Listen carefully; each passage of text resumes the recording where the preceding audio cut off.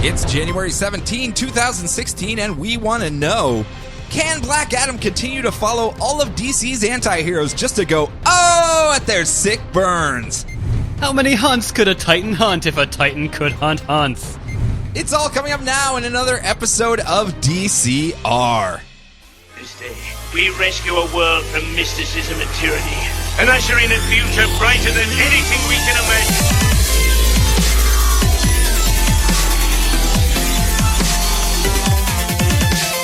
Look! Up in the sky! It's a bird! It's a plane! It's Distress Citizens Radio.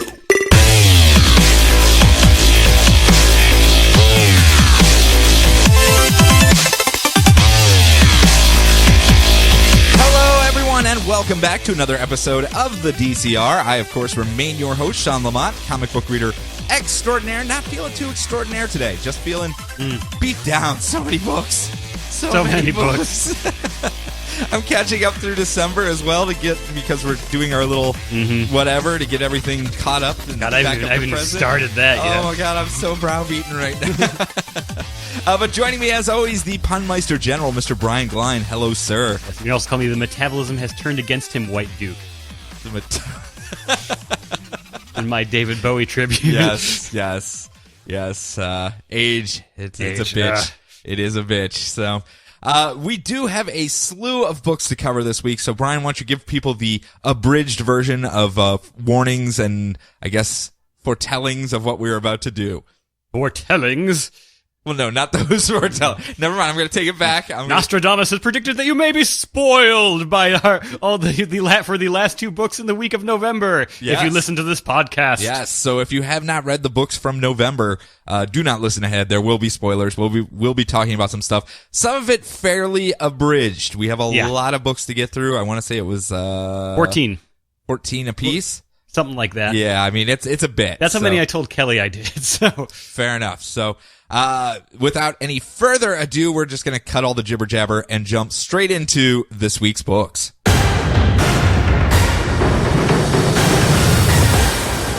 all right. So I'm starting off with Action Comics number 46. So Superman. He's been fighting against a bunch of people who are trying to take him down. May have also had a part in revealing his identity to everyone. A little bit. Lois Lane kind of spilled the beans. At least one of the chunks of this group to end the alliance to end Superman. Anti-Superman army? Yeah, maybe. We don't have a name yet. So, all right. So in Action Comics, he's dealing with Wrath, not Wrath from Batman. No, not Wrath from the Four Horsemen. No, just some lady. Covered not Wraith. Not Wraith. William Randolph's Ace in the Hole is nowhere to be found.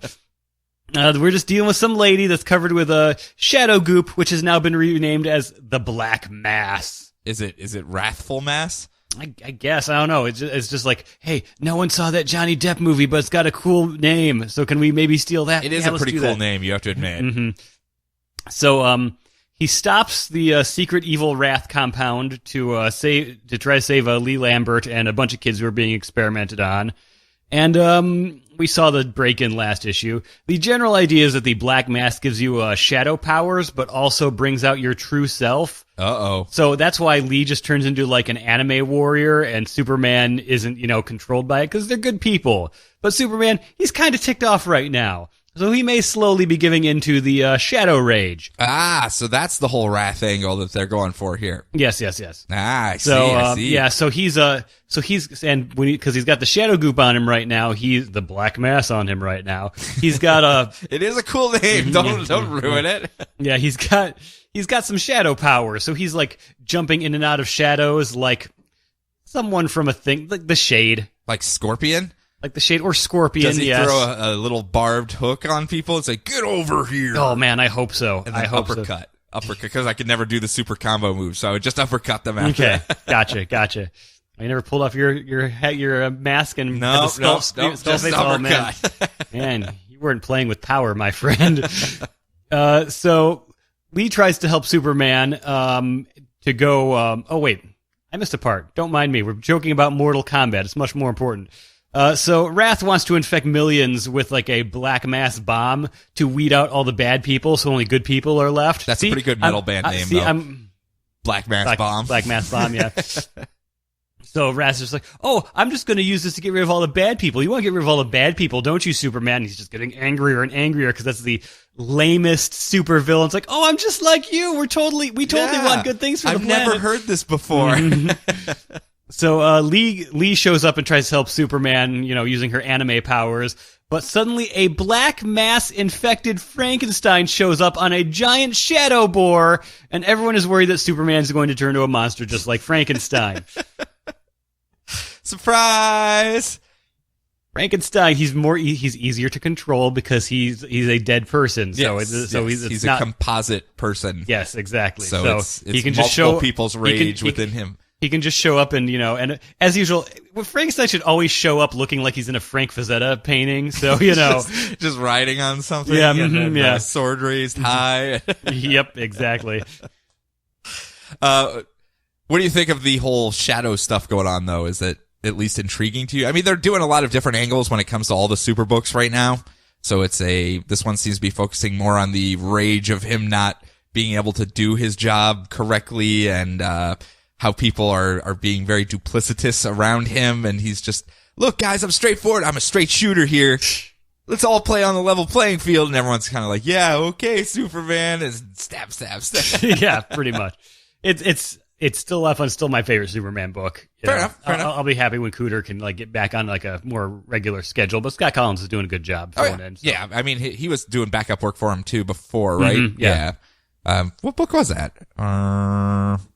Was it Batman and Robin? No. It's been doing. I don't know. Collins has been showing up all over the place pretty much. So did a little 3001 as well. So just pop it in. Yep. Next up in our Superman run here, it's a little levity break because they got Bizarro #6, the end of their trip to Bizarro America. The bromance is over, Brian. Yeah. It's over. Bizarro found out that Jimmy's only agreed to come on this trip with him to Bizarro America, aka Canada, in order to write a coffee table book, and he feels betrayed, so he leaves Jimmy behind in the middle of the desert outside of Area 51 and flies back to Metropolis, where Jimmy is taken captive by King and Queen Tut, the used car dealership owners that were given magical mystical powers by aliens that just thought it'd be funny to show up looking like Egyptian gods and give them power rods and stuff. So hey, Bizarro. But Bizarro does get to have a heart-to-heart with Superman while he's back in Metropolis. More because Superman's tired of everyone calling him his clunky cousin or slow brother or whatever. So he's just like, okay, let's have a little chat here. Hey, you know what the power of friendship is? It's about forgiving your friends when they make mistakes. And Bizarro's like, I guess, but okay, whatever. I'll go help them. Luckily, they are able to find out that where Jimmy is because King and Queen Tut broadcast on all the TVs in Metropolis there that, we've taken him hostage at the top of the Space Needle in Seattle, and Bizarro has to fly on over there to help him. And I feel like how Superman's gonna be like, the used car guy? Yeah. What's he doing here?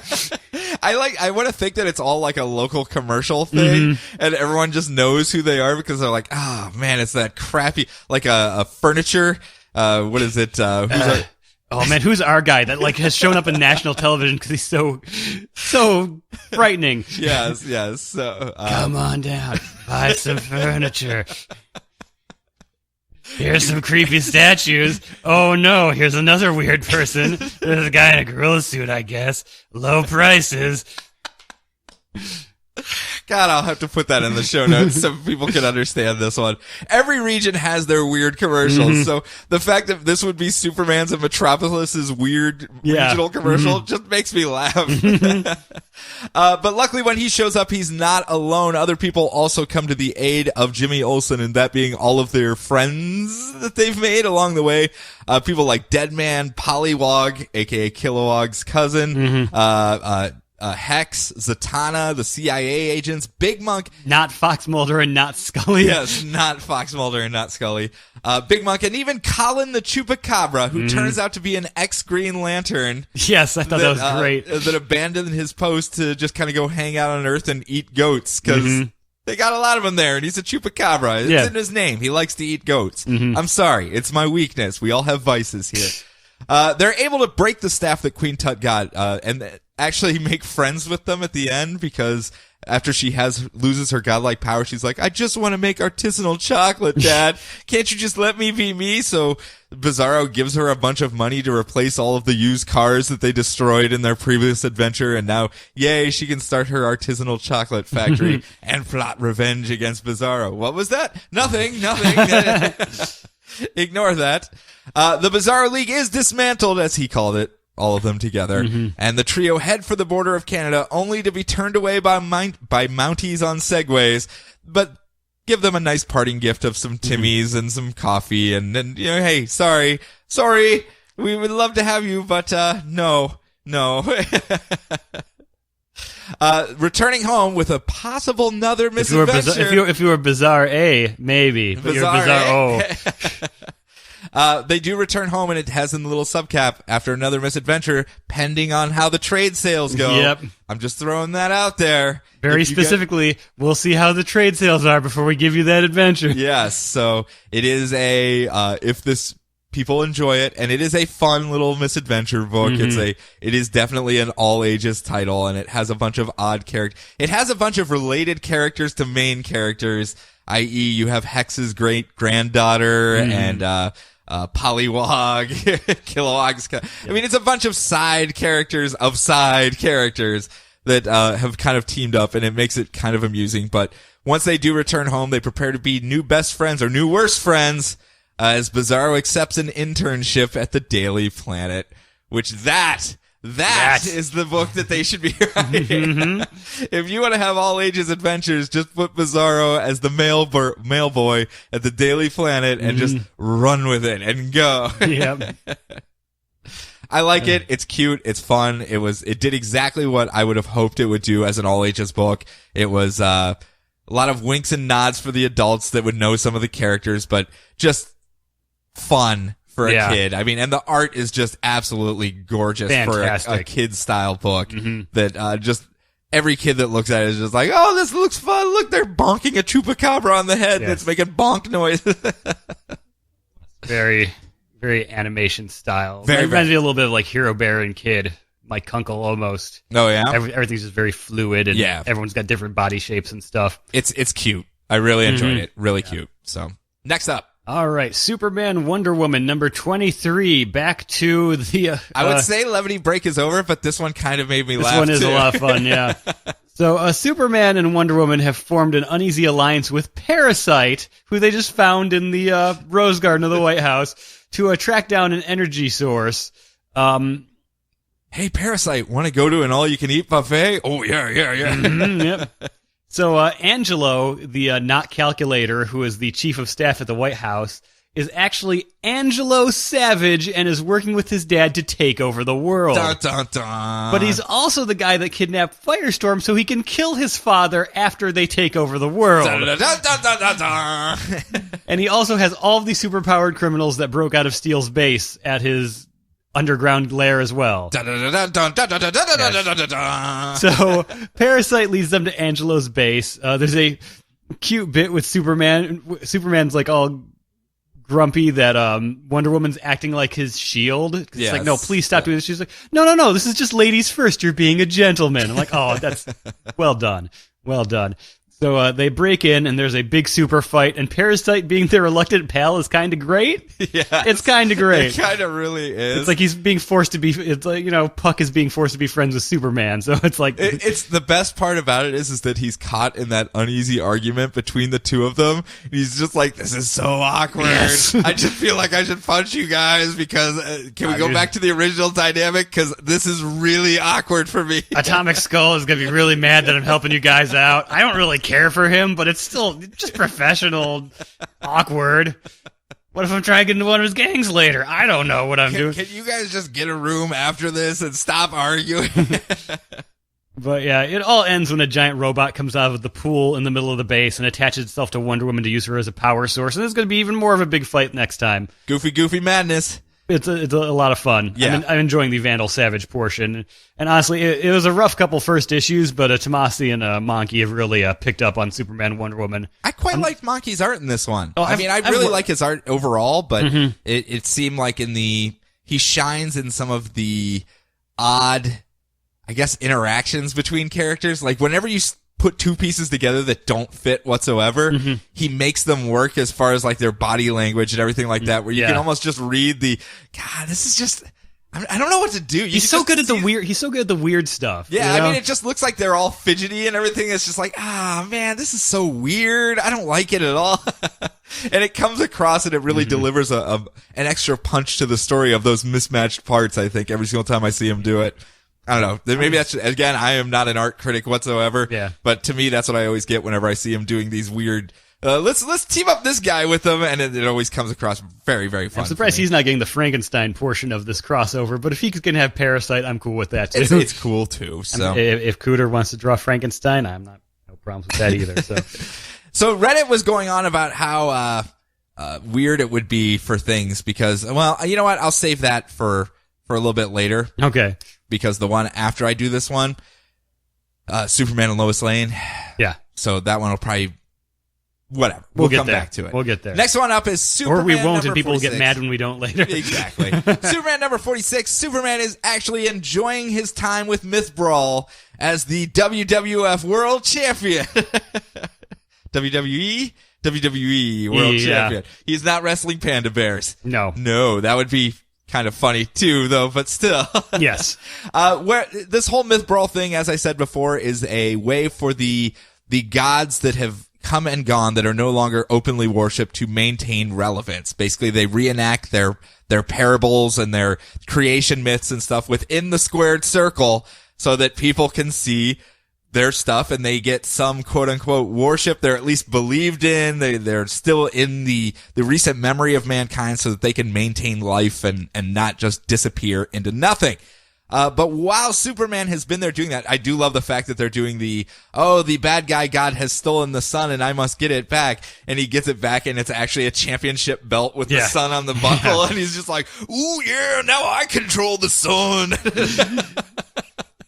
And drops the mic and walks out of the ring. I'm like, yeah. You were talking about Mankind for a second there, and I thought you were talking about the wrestler. No, not that one. So while he's been doing all this, he's also trying to figure out what happened to Apollochi, the wrestler that used to have his role as the sun god that disappeared, and then he fought a sand clone of him when he was invading Hoarder in a couple issues back. And he's like, oh man, what's going on? What's happening? But he's also become best friends with like one of the Korean gods named Himosu, and who takes Superman to a local Korean god bar so they can hang out and pick up other god chicks and stuff. And I'm just like, okay, this is just really weird. But what was extra weird was the part where he's just like, are you going to walk around with your wrestling mask on? He's like, oh yeah. And he takes off his wrestling mask. His regular face looks exactly like his mask. Yes, that was a great little oh, that would have been embarrassing. Thanks, man. So they go into this bar where they run across some of Apollochi's ex-girlfriends, including the nine-tailed fox and a Korean ghost god lady. And they're like, hey, what's up with Apollochi? And the ghost is like, oh man, screw that guy. He dumped me. He got abducted by a bunch of goons and they took him off somewhere over here. But yeah, if you find him. And they're like, how did you know that? Wait, were you stalking him? No, I'm a ghost. I was haunting him. That's what I do. There's so many stupid little things like that in this particular issue. I know people are kind of getting a little weary of the Superman without his powers, doing all these weird little side things. I see grumblings of it on the internet. Some people are getting a little road weary of it. Some people are absolutely enjoying it. This particular title, it's fun. It's really fun. But they end up leaving because Superman's going to go find where this Apollochi was taken. And he runs across Jimmy and Condessa, who were following him because, Superman, you don't understand. They're running all these bad stories about you in the planet, and they're making your name, dragging it through the mud and making you look bad. And we came here so we could prove that you're still a hero. But wait, you're a professional wrestler now? And he's like, really long story. Can't explain. Just go home, Jimmy Olsen. I don't want you to get hurt, because he's actually terrified that his friends are going to get injured because he doesn't have his powers to really protect them anymore. And he's kind of like, just go home, Jimmy. Makes his way to where Apollochi was captured and discovers that when they stole his powers, it was so they could make their own Superman. So there's a sand clone Superman that he ends up fighting, and he's holding his own against it using, his knowledge of the weaknesses of his powers, aka the super hearing, he like claps the ears and it's like, oh, sand ears hurt.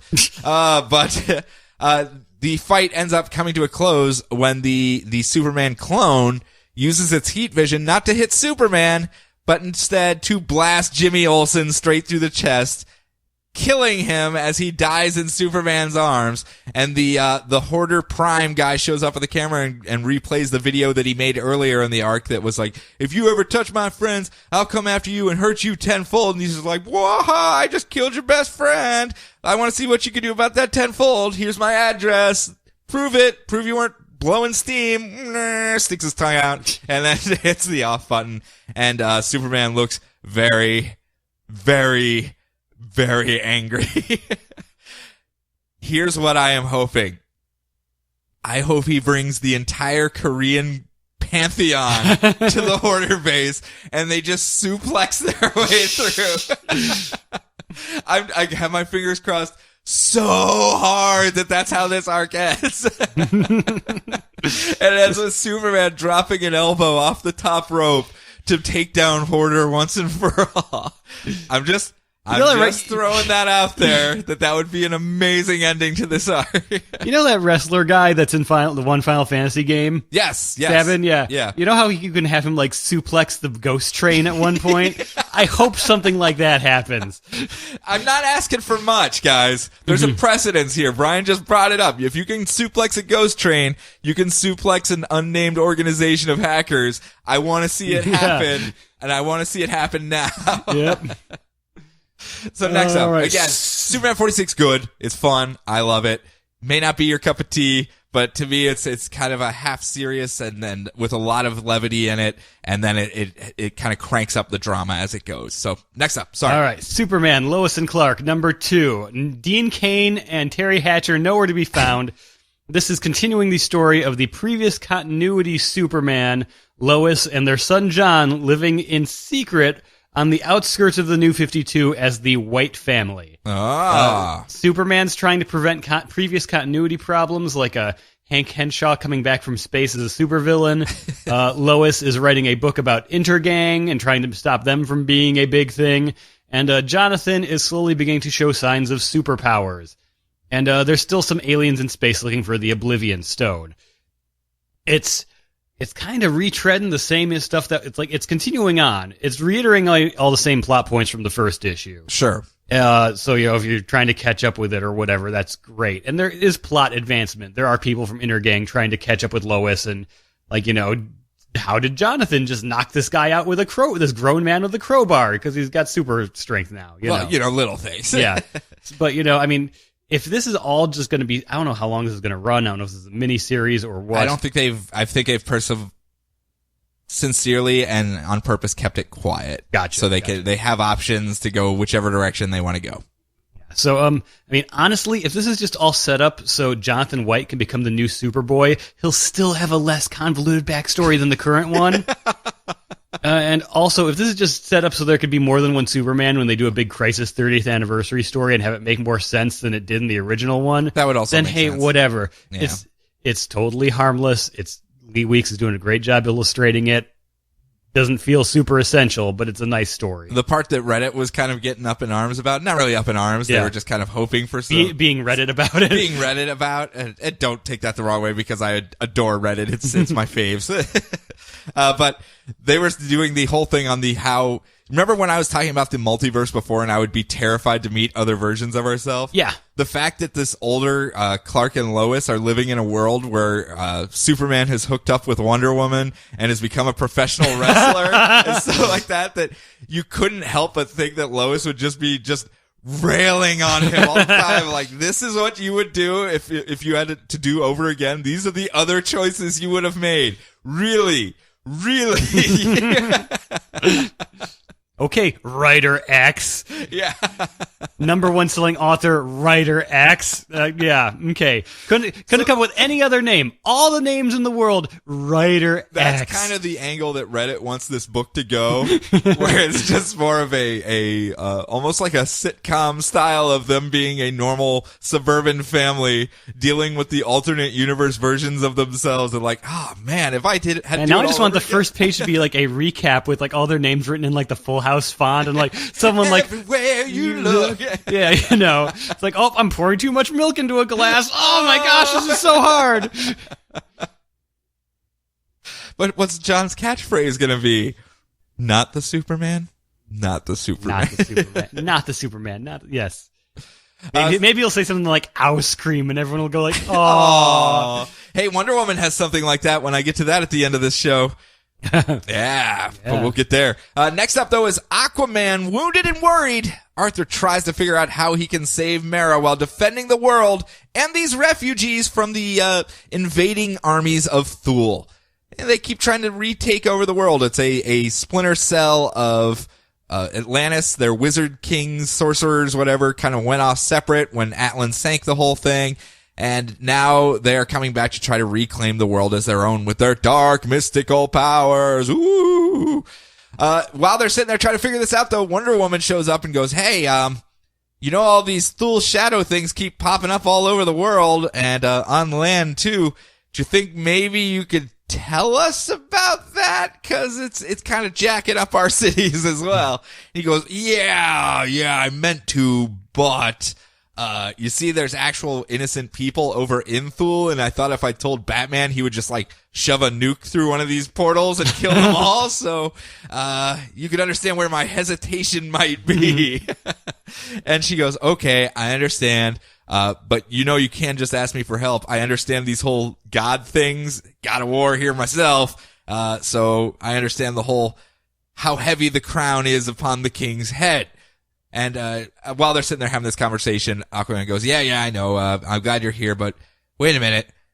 I bet you Atlantis knows that we're best friends too, so they probably have been watching you and followed you here. And just then, all of the assassins of Atlantis, including people like King Shark and Charybdis and many others, pop out of their little water portals and go, "Wah, we're here to kill you." And there, a big old fight happens. Punchy, punchy, punchy. Throwy. Everyone gets tossed around quite a bit. Poor Charybdis just gets the shit kicked out of him.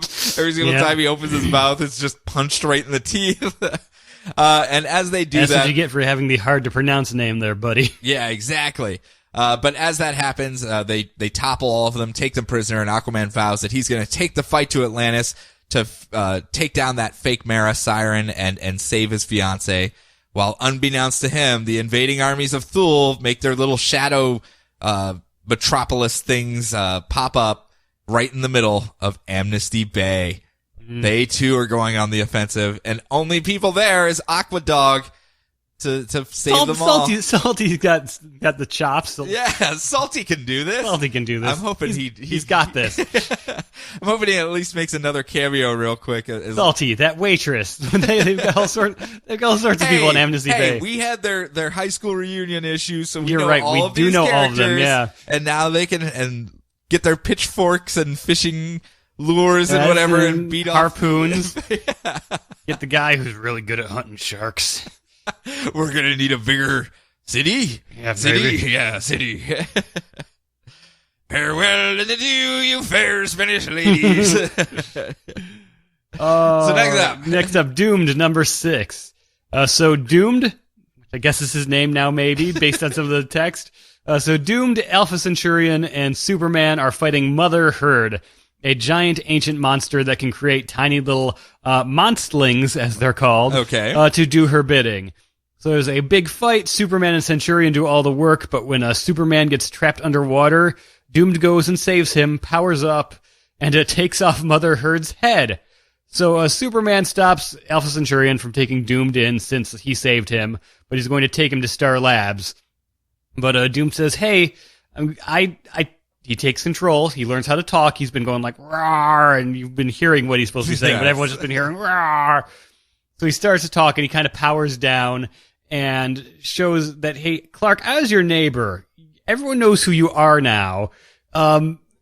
If you had a chance to live a double life to do some good, can't I have the chance to do that too? And Superman goes, oh, you got me there. Oh, yeah, you're a smart little one, You're a smart one aren't there. So since he did good here, he'll let him have a chance, just one chance. So, But if I see you roaring through the city, ripping heads off again, yeah, fool me once.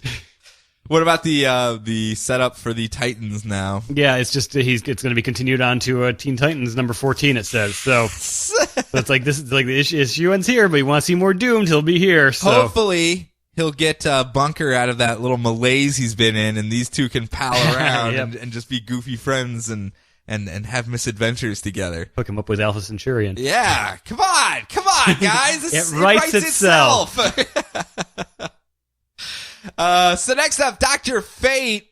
The doctor is in, Brian. Well, the doctor in training. He's still in school. Stricken blind He's a newbie. He needs a Dr. Cox figure to yell at him all the time. Well, he kind of has one. He's got Bastet. And Anubis and Anubis And his market, which should be his base of operations, as we all know. The God of the Dead, he's gloating because he has stolen his vision and given it back to his dad. He offered to restore his dad if he surrendered to Anubis, and he didn't word his wish well enough, and now he has lost his sight and he's stumbling around. But when he puts the helmet back on, because it healed him once, he's like, maybe it'll fix me up again. He's able to see, and he's like, yes, score! Magic helmet saves the day once again. But as soon as he takes it off, he's blind once more, and it ends with him going, no! Up into the sky. Well, that scene ends with that. Yeah. So, the God of the Dead has won this battle.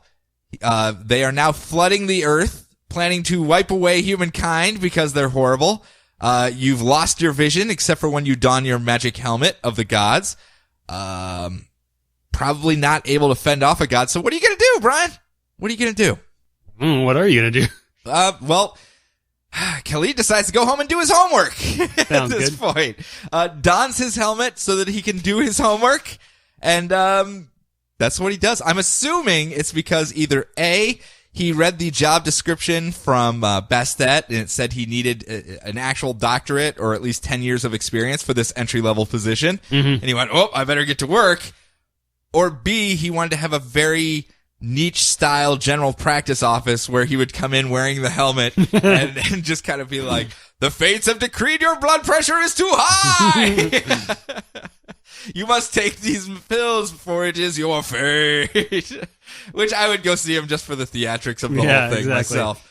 But he can't even do that, can't even do his homework when Bastet summons him to a local power plant to do battle with Anubis.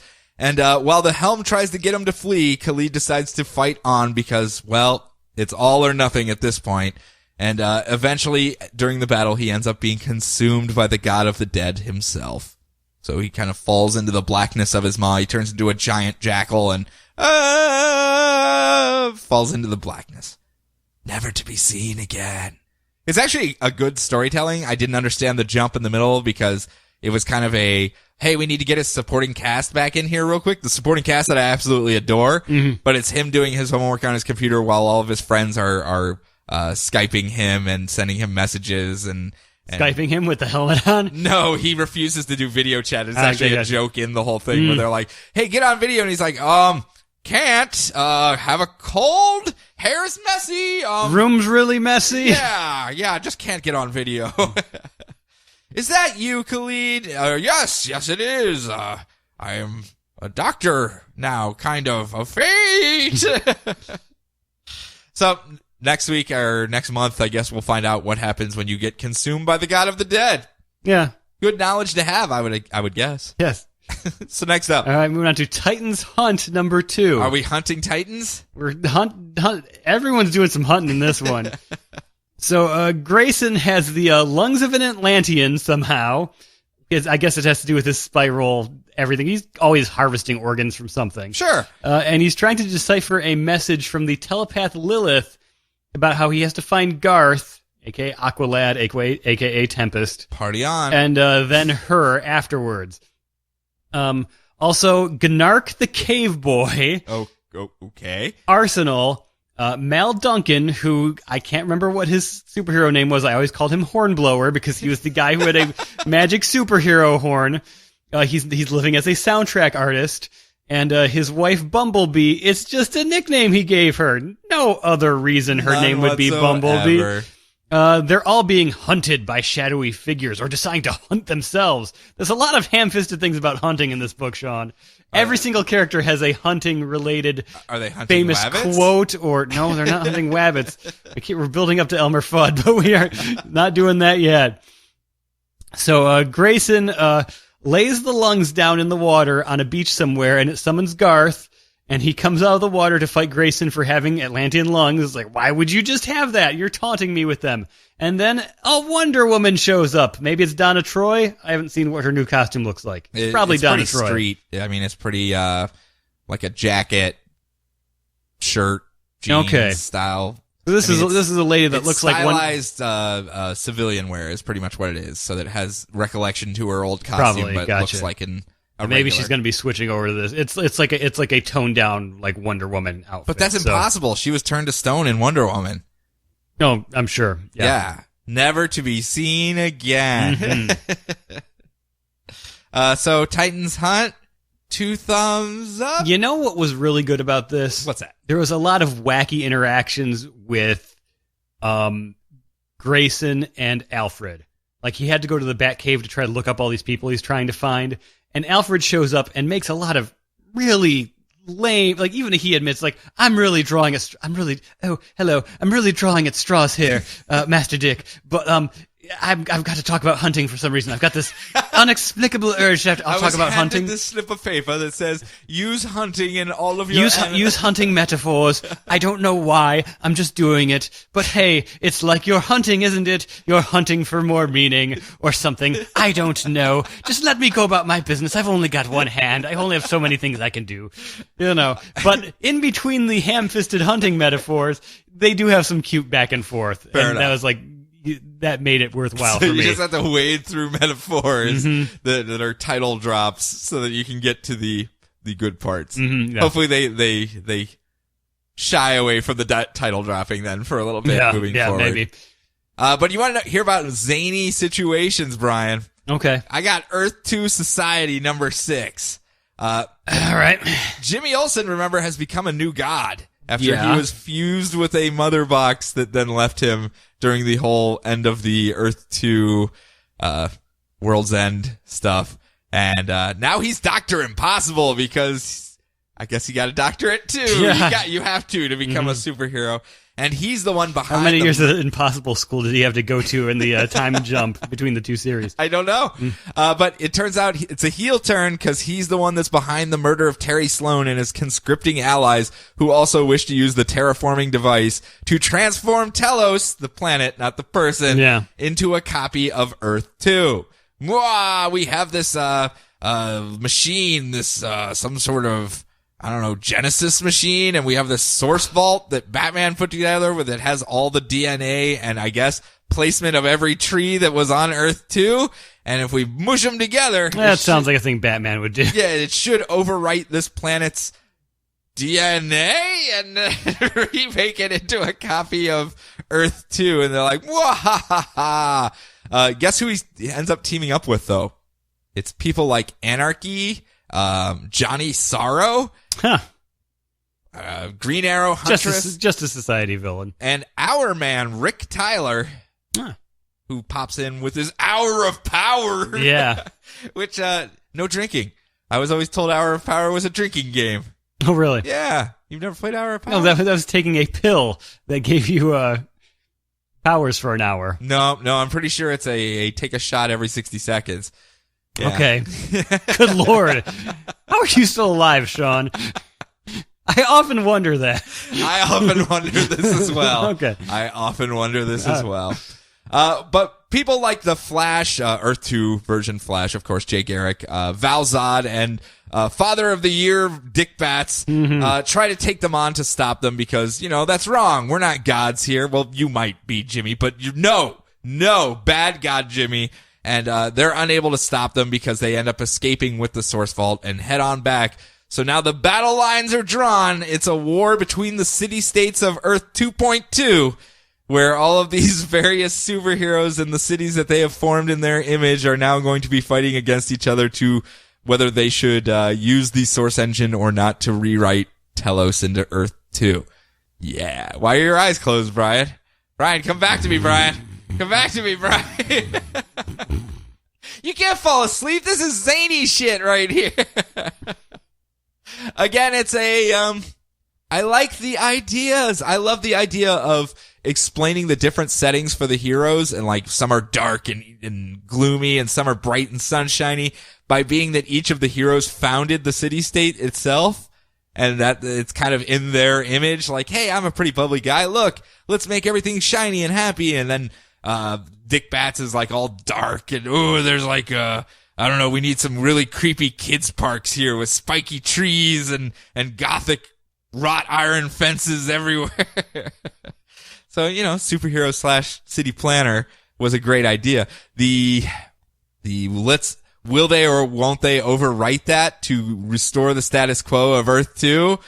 Running a little long at this point, because I think we all know where this is going in the end. So, I don't know. That's my ideas. Our man pops up. No alcohol, as I said, but he does pop up and punch people in the face. Just do your book. What are you ending with? And I have returned. Oh, God. You were channeling him? Him? No. Is it because I said Telos? I heard my name. My ears were burning. But that's not your name. Poor Brian. He's fallen asleep. But yet, luckily, I have returned to recap my second issue. Word to your mother, Jonathan. Yes. I'm so happy to see you yet again, Telos. Hello. So, if you may recall, I am now working for my arch nemesis and former slave master Brainiac to recover his secret backup hard drive on the planet Kolu from his evil computer, Computo, so he can finally tell me what my name is, and I can be returned with my wife, Valda, the Iron Maiden. You see, Sean, on my planet, I was originally Eric, son of thunder. Do you come up for air at all? Keep going. Kind of a Native American Conan the Barbarian, but I was surprisingly respectful of the culture if my Wikipedia is to be believed.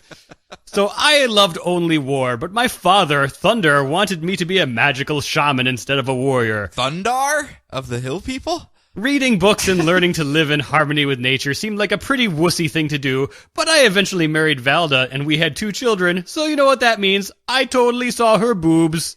Well, congratulations. I'm a real man's man, Sean. Yes, 2 kids. That's what I think of whenever I have slept with a lady. Congratulations, Telos. Congratulations. So, it has to be a lot harder with this weird bone saw blade contraption you have on your hands now, though. Are you going to take care of that before you re-find your wife, or? The inner torment that causes me, Sean. So, eventually, Brainiac invaded our land. My father died, but my father, Thunder, if I'm the son of Thunder. Yeah, Thunder. The hill people. Yes.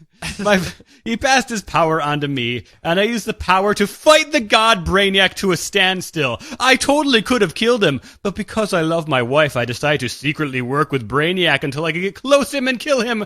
Are you sure that's how that played out? But instead, he turned me into Telos. I was hoisted by my own petard, which I believe is what you call the little drape of fabric that covers up my naughty bits when I'm having all of the sex. Okay. Let's focus here. I know last time when we were talking, your story seemed to be a very grandized, self-written version of events. This sounds a lot like Brainiac. No, this is issue 2 of Telos here on Earth. What is this again? 35? No, I'm just saying. This sounds a lot like Brainiac rolled in, Raffle stomped your butt and enslaved you, and dragged you off to do his bidding. But I'm a very reliable storyteller, Jonathan. I understand, but it's sounding a lot like you might be painting this a little bit rosier than maybe how events actually occurred. Maybe you're an optimist at heart, Telos. Maybe that's it. I guess I am. We all know that about me.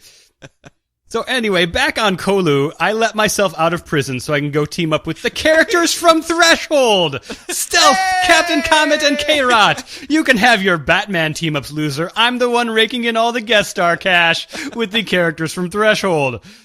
So they're working with Techne, the pretty lady Brainiac, who is his daughter/clone. She's going to help me so she can kill Brainiac too. We work together to find the backup hard drive when we get attacked by drones. I hate drones, Sean. Do you? I only love domes. But we're about to get the hard drive when we get attacked by Validus. That tricky computo. Getting villains from the future is normally my game. Well played, but I'll probably kick its butt because I still have to find out what my name is. Oh, Telos. Where to start, man? Where to start? So you're not the one writing this, right? That's what No, you're I am telling not. me? You have nothing to do with this story. No. Other than obviously your role in the adventure itself. Yes. I have to say, I was completely unaware of how well things always worked out for you. Everything always worked out very well for me. I mean, you just let yourself out of jail. You just, you fend off supervillains. You rake in the sweet guest star cash of Threshold characters that haven't been seen. There's a for very 3 years. charming bit where K-Rot wants to find the space villain that stole his lucky rabbit's feet. Ooh. That's why he's got robot rabbit feet.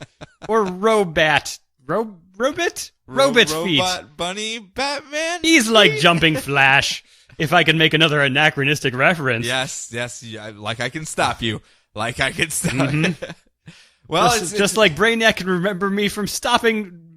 Just like Brainiac can make me forget that my name is Eric, son of Thunder. Yes, Thunder. I still got to learn what my name is. We will never know. So I can meet up with my wife, Valda, and I can return to being Eric, son of Thunder. Well, after you find your name, right? As soon as I find my name, I can finally become Eric, son of Thunder again. Fair enough. Well, good luck with that, Telos. All right. Good luck. I'll see you again next month. Oh, Tell us great. away. Yay. Oh, Jesus. Oh, God, what monster. Oh, what was that loud noise, Sean? That was Telos again. Oh, man. Telos again. Man, you gotta stop putting him after Earth 2 Society. I'm trying not to. He just keeps showing up. I know. It's not like I'm inviting this guy. No. He just keeps showing up. I guess that's what happens when you're a master of all space and time. I guess. You'd think he'd have better things to do. You'd think. You'd think. Again, it's the master of time. He can literally do whatever he wants, Sean. I guess. So this is like a bored Sunday morning for him, and he just keeps hopping back into various I guess so. We gotta find that day and ruin it.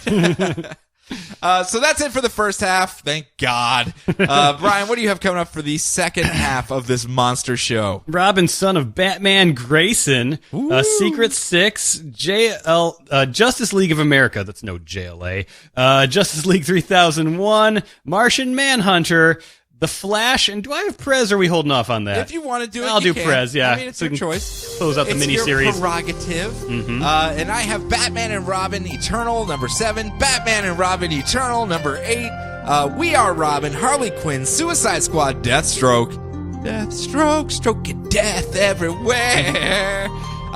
Omega Men, getting a little religiosity coming out of Omega Men. Sinestro, my favorite of the week, I have to say. And last but not least, Wonder Woman, with some surprise guest stars that Brian will be happy to see. So hold on a couple seconds. We're going to take a quick break, and when we come back, we will go through those books.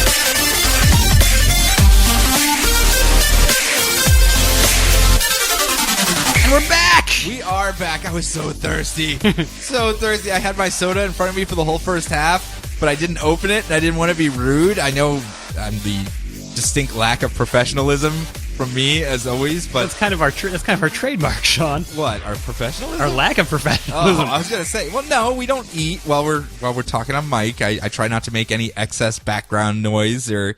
You're not like the cool that. podcast where they're always popping brewskis in the back. Yeah, I know. I'm just not that cool. But I was so thirsty. And I was just like, gotta get to break. Want something to drink. So starting off this half with Batman and Robin Eternal, number 7. We're We're also going to do 8 right afterwards. Yeah, so you this get makes sense. a double shot here. Dick has decided to take Harper and Cassandra on a trip to Prague in his flying space car to hunt down Mother. And as we see in the flashbacks, that's exactly what Batman did in the past when this whole Mother thing first popped up. He heard about her, heard she was based out of Prague, and took Dick as Robin over to Prague and said, okay, we're going to find them. Here, you watch this ballet, and I'm going to go out back to use the restroom real quick. I'll be right back. I'm surely not leaving you here to stay out of trouble while I go do Batman things. That's not what I would do whatsoever to you. You can trust everything I say, Dick Grayson. So in the present, they see that the local prima ballerina is on the list, that list of names that have some sort of affiliation with Mother. And so he goes, okay, Harper, Cassandra, get all dolled up and head off undercover to protect her just in case they're trying to clean house and get rid of all their people. So Harper takes Dick Grayson's tux and she starts rocking it, and Cassandra gets like a black dress, and she's all like, yay, I'm going to the opera. It's going to be so cool, or the ballet. Yeah. And it actually has this great scene where Cassandra is just blown away by the ballet, because that's how she communicates, really, is all motion and reading the tiny little things that people do. They've already established that's kind of her, lack of a better word, power set, that she can read every little motion that someone does, and that's how she's such a good fighter. So she is just absolutely enraptured by the ballet, and is just like, oh my goodness, and everything. And if she lived in the Marvel Cinematic Universe, she may have gone to the ballet to become an assassin. Yeah, but nope, no links there. Nope. So, meanwhile, Dick is going to go hunt down the signal that is being broadcast whenever these people get turned into mother, slave, assassin people.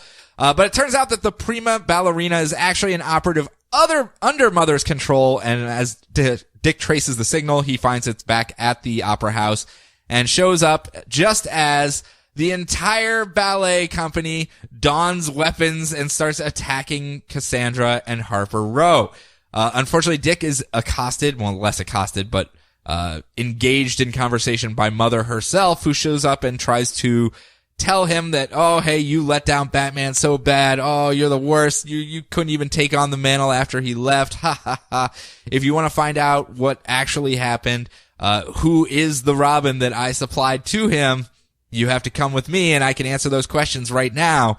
Or you can go help your friends and you'll never see me again and never get those questions answered. And, Dick Grayson, of course, looks at the title of the issue and goes, issue 7, that's a bit early for answers. I'm going to go help my friends, and goes off to help his friends instead. Completely understandable there, Dick Grayson. Yep. Meanwhile, Tim and Jason, in a dynamic that I did not expect to like as much as I absolutely do. It's kind of Big Brother Jason kind of taking Tim out for drinks, like, hey, come on, let's go get a beer. And he's like, I'm 16. We're in a foreign country. You'll be fine. And if anything, there'll be some glasses you can clean out.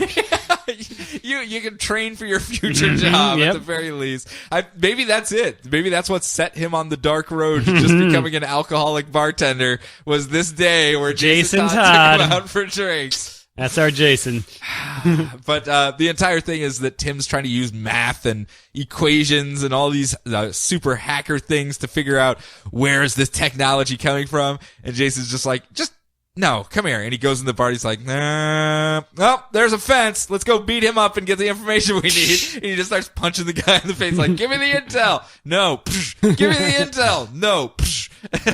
Just like, is this how you operate? Is this really the detective way that you do things? He's like, it works. What can I say? Because they get the information they want so that they can go track down the guy that's delivering all this tech everywhere. And that's kind of how we end this issue. But jumping into 8, Batman and Robin number 8, I'm just going to keep that one going because the information leads them to a local church where Tim shows some hesitation, like, whoa, well, we can't just go in here all gangbusters into this church and find out what's going on. And Jason's like, dude, punches land just the same in a church. Trust me, I know. And Tim goes, I know, but wait, how many people have you punched in a church? It's like, oh, none, man. But I've taken a few, let me tell you. and poor Tim is just standing there as Jason, like, rappels up to the roof, like, What do you do on your weekends, Jason? What is your life like for real? I mean, again, it's this straight-laced Tim and Jason Todd who has just become a very fun character in the New 52 as he's evolved into this kind of play by his own rules, but still he cares and he's openly showing it at the very least. Like in the last issue, he spent the whole time just needling Tim, like, what was it like to punch Dick in the face? Was it as awesome as I think it would be? Like every night I go to sleep and I dream, and that's my dream of me punching Dick right in the face, and you got to live my dream. Just give me every detail of it. Like the entire time, you know he's being a smartass, but you know he actually gives a shit as well, or he wouldn't be there in the first place. It's such a great character, but they end up busting into this church and they find the smuggler who is under the effects of fear toxin, the Scarecrow's fear toxin, who sees them as like Jason Todd as a Red Skull looking monster, and Tim Drake's like an 80s metal hair devil with like a long forked tongue and horns. And he's just like, wee. Better look that he has a lot of time. Meanwhile, back in Prague, Mother is still trying to play off of Dick's insecurities, and he ends up going off to help them, of course, as I said, and they win the day. They beat up all the ballerinas. Go team. Actually, Harper drops the chandelier on their head, certainly causing no collateral damage to the Prague Royal Ballerina crew. No. They'll be back and doing another matinee show the next day, I'm sure. But they go up on the roof and they're like, yeah, we won. Now we just have to find Mother, and Cassandra, or I'm sorry, Harper playfully tugs on Cassandra's hair because it got cut on the side. So she's got like one side of it's really short now because she was attacked with a blade. And, as soon as Harper touches her hair, there's like this 2-panel flashback of someone pulling back someone's hair and slitting their throat, and Cassandra just goes, ah, and flips the freak out and just runs off into the night. And they're like, what was that about? I don't know. She doesn't tell me much. She really doesn't say much at all now that I think about it. So the two of them try to figure out what they're going to do. They head back to the Prague Bat Cave, which is like this spooky bat cave underneath a museum. And they go, okay, well, I guess we're going to have to figure out what we're going to do. We got to stick together, Harper, because there's just too few of us Robins left, because that's what I think of when I think of the DC universe right now. There's just too few Robins. Not enough Robins. You gotta expand that roster somehow, because, man, there's just not enough of them out there at all. But they did get information on a so-called nursery that they're going to go try to crack down and figure out where Mother may have gone from there. So there's a German bat cave. Prague, Czechoslovakia. Okay, gotcha. My mistake. Or Romania now. I was just hoping we'd either get Deflator Mouse or at the very least Batmanuel. All right, moving on to Robin, son of Batman, number 6. So we are flashing back to the Year of Blood. Czech Republic. Yeah. So. Yeah. It was going to drive me insane. I was like, the other part of my ancestry I pay no attention to. All right. So, flashback to the Year of Blood. Bialia. Damien slays an entire family of bat dragon dogs to gain the Scepter of Kings. Jesus. When he goes to kill the final bat dragon dog, it's just a little red baby that doesn't understand. Aww. Damien screams in its face and it licks his nose. And Damien's love of animals kicks in for the first time and he rescues it. And my heart grew 10 times in size. It's a great character flaw, I guess you could say, because he is just such a pragmatic, hard-nosed guy. A kid, let's be honest here. He's a kid, but he's just such the mission comes first. We're going to do this. And every single time an animal gets involved, he's just like, I want to see him get into a fight with Gorilla City and just be like, but I can't do it. I can't. Yeah, so he brings his mother the Scepter of Kings and is like, this dragon bat saved my life, so I wish to keep it. It's like, fine, but make sure it grows up badass. It is the Al Ghul way. He goes, fine, then I shall call him Goliath. I just want to see that whole thing where it's like Ra's al Ghul and Talia, and Ra's is just like, no, we're not going to get pet. I know how this is going to end up. I'm going to end up walking that stupid man-bat all over the place every cold winter day, and he's not going to take care of it. But Dad, come on, he's a kid. He deserves to have a pet. So, in the present day, Talia returns to Bialia with the Scepter of Kings, because, Al Ghul Island got destroyed. It did but have a hey, rough day. Luckily, he was going to return this, so I'll just take it, and I will, use it to take over this country and overthrow the ridiculous gold-toothed fat guy that we've seen in charge there before.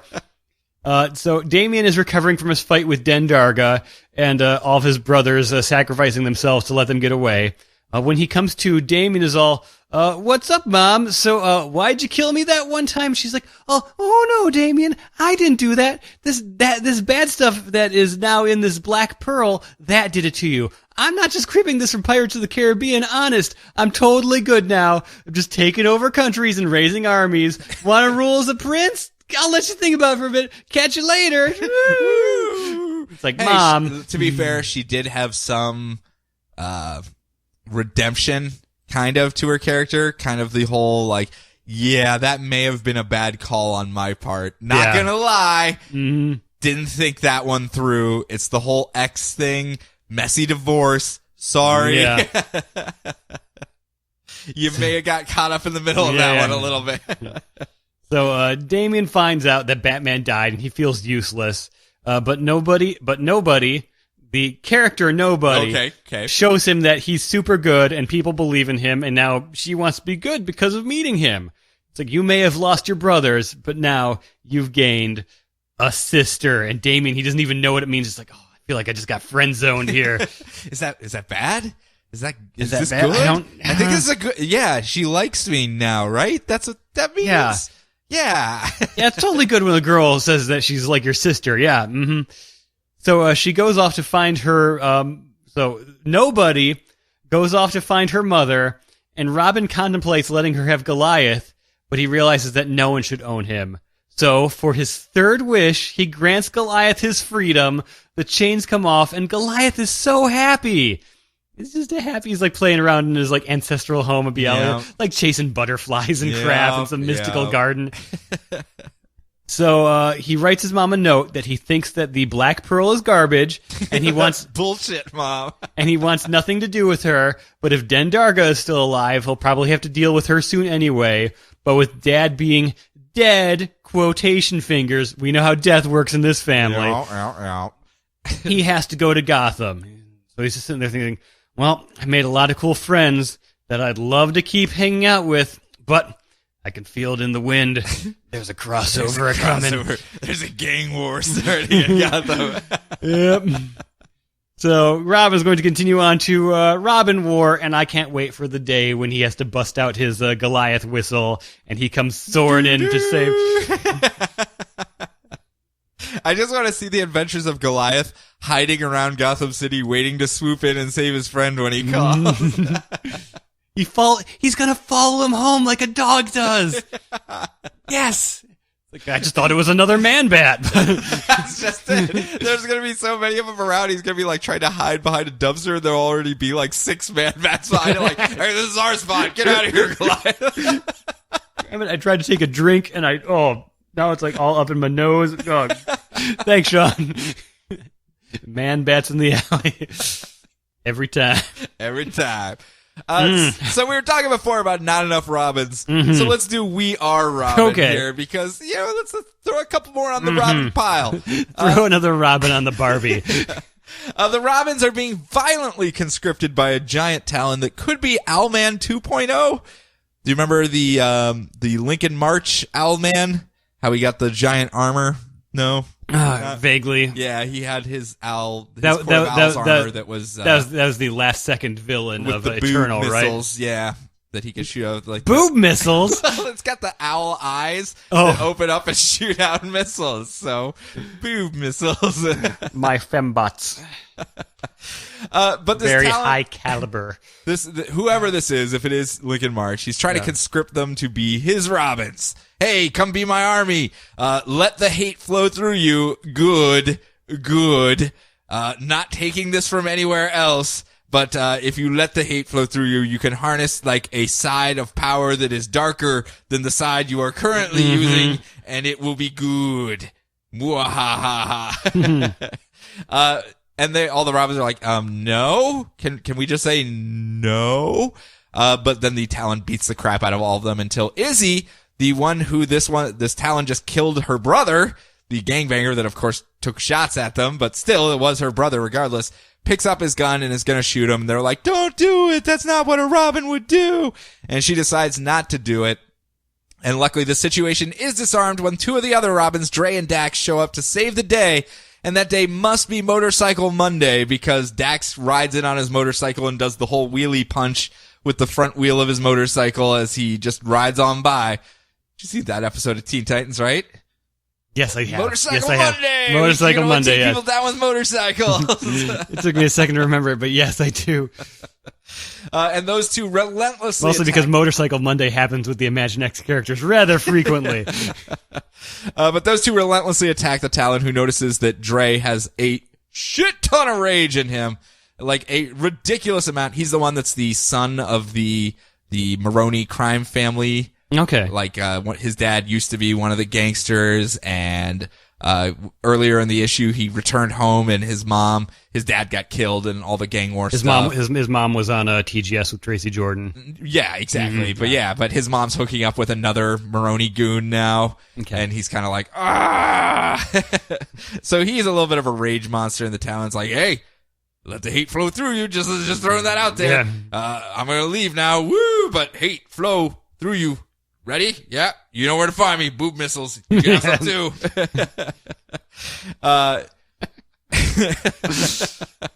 The Talon does start beating up the rest of the group though until Alfred shows up. I'm sorry, not Alfred Pennyworth shows up in a Humvee and unloads a 50 cal onto Talon because that's not what Robins do. And he gets them all to retreat. They jump in the Humvee and drive off, and he lectures them all on how wait for orders from the nest, and for the love of God, get some stupid masks because you're all just standing out there. There's a news helicopter broadcasting who you are everywhere. And as we see, all of like their parents are watching the news like, no, not my child. Yeah. Yep. It's good. I like the characters a lot. You remember how? Oh God, this must have been what my parents felt when all those Girls Gone Wild videos came out in the 90s. Oh my God. Not again. I finally understand. Do you remember how we liked the characters in the movement a lot? How they were just Did we? Well, there was a bunch of characters that we really, really enjoyed. Yeah, there were. Burden, Mouse. I mean, there was characters that really stood out, that were really fun, that really had a place. That's what these Robins feel like to me, and they have something as far as built-in drama because of who they are. Like, one's the kid of Joe Chill, one's the kid of a mob boss. The other one is like a Batgirl fangirl that was saved, like her family was saved by Batgirl at one point. Now she's trying to pay it for. I mean, they all have a reason to get in on this, and then of course we have just a reason for all of them to actually come out and be a force for good at the same time. Now that Batman is quote unquote died, and now there's no one to fill the role because all the other Robins are jet setting around the world in flying cars in Prague and Bialia and Gamora. I mean, they're everywhere except Gotham City, so it's these kids like, well, I guess we'll do it. Yeah. I guess. And Alfred Pennyworth is being a badass with a 50 cal machine gun, so the huge, guys. What can I say? The huge. Every time I see Alfred, I'm like, oh, he's got that 50 cal again. God, Alfred, just leave it at home. It's not the Butler way, Alfred. So next up. All right. Grayson number 14. Thanks for giving me the one that encompasses 15 years of backstory there, Sean. Anytime, buddy. Yep. Remember, whenever I have to give you some of my books, I always try to give you ones that I know that you'll at least enjoy. Yeah, I know. So you don't become a salty mess. Yes. All right. So, on a routine mission to get some God Garden stuff, Grayson and Tiger, he's Agent 1, right? Correct. Okay. Come across Maxine, aka Ladytron, who's basically like a lady bender. Yeah, pretty much. Yeah, That's a great way to put it, actually. She's kind of hilarious and super dirty. Like, to the point of like, wow, they're letting them put this in a comic book? Okay, sure, whatever. I'll roll with that. I'm sure she will keep her P's and Q's monitored when she's around the oh-so-sexy Dick Grayson as well. Oh, yeah. Yeah, but she really hates humans, and they have to fight off some spider robots. Dick knocks out his partner so he can use Ladytron to hack into the computers to figure out what Spiral really is. That's like his secret reason for going on this mission. There's some supercomputer he can hack into. So he uses his hypnos to hypnotize Ladytron into thinking she's a little girl at a toy shop. And he's giving her a robot friend named Mr. Malevo, who talks to all the cool cyborg girls and boys if you just hook up your little comm link to it. And like in real life, we're seeing like he's hooking her up to the supercomputer to hack into it. And meanwhile, Mr. Malevo is like in her like dream fantasy. It's like, what did the human say when it got run over by the robo tank? Squish. And she's just sitting there. She's just sitting there like, Mr. Malevo, you're the best. So, let me get some clear plastic cylinders to stack you up and put you on top of and knock you over. Yeah. So, he has her interface with the computer and she reveals that, Otto Netz programmed his mind into a computer and he's using it to run both Spiral and Leviathan. He had his two daughters, Elizabeth and Luca, so they could take control of both entities and forever have them cause chaos throughout the world as a way to keep like the superheroes at bay. Sure. Mwahaha. So Otto comes alive as Spider, the Spiral computer, and he orders Helena Bertinelli to activate the kill code on Grayson. So at the last possible second, without even realizing that he's doing this, as all good, ticking clock moments should, Dick Grayson has Ladytron set off an EMP to, like, it shuts down the entire city. He's really just trying to erase all this knowledge on the computer. Sure. But it also saved his nanobots from murdering him. So he just had no idea and saved himself. Yes, yeah. Nicely done, Grayson. Yes, and also in the process, completely ruined Midnighter's night of clubbing. As, like, we see him at some discotheque, and he's just dancing with a bunch of guys, and all of a sudden all the lights go, he's like, damn it, this is probably Grayson's fault. I know it. Though. This is somehow your dumb idiot fault, Grayson. Yes. Just standing in the middle of the club. Yeah. So, Liza and Luca Netz are both there as well, and when Tiger comes to try to kill Dick Grayson for knocking him out again, he's like, no, we've got to destroy Spiral before it's too late. So everything's coming to a head right now. Yeah. It seems like they're building it up to their big Spiral showdown at the very least. Yeah. So and if you didn't read Batman Inc., here's the issue that kind of catches you up on all that. Because I'm reading this, I'm like, hey, I knew a lot of this stuff already, but I guess maybe in the context of everything else, these characters didn't know that. So no, they wouldn't have, which makes a lot of sense, and it's a good excuse to bring them up to speed. But this is why Batman sent me here. Okay, I see what's going on. Again, Midnighter though. Just Midnighter. I just love their Why were Dick's eyes bleeding throughout the entire half of the issue?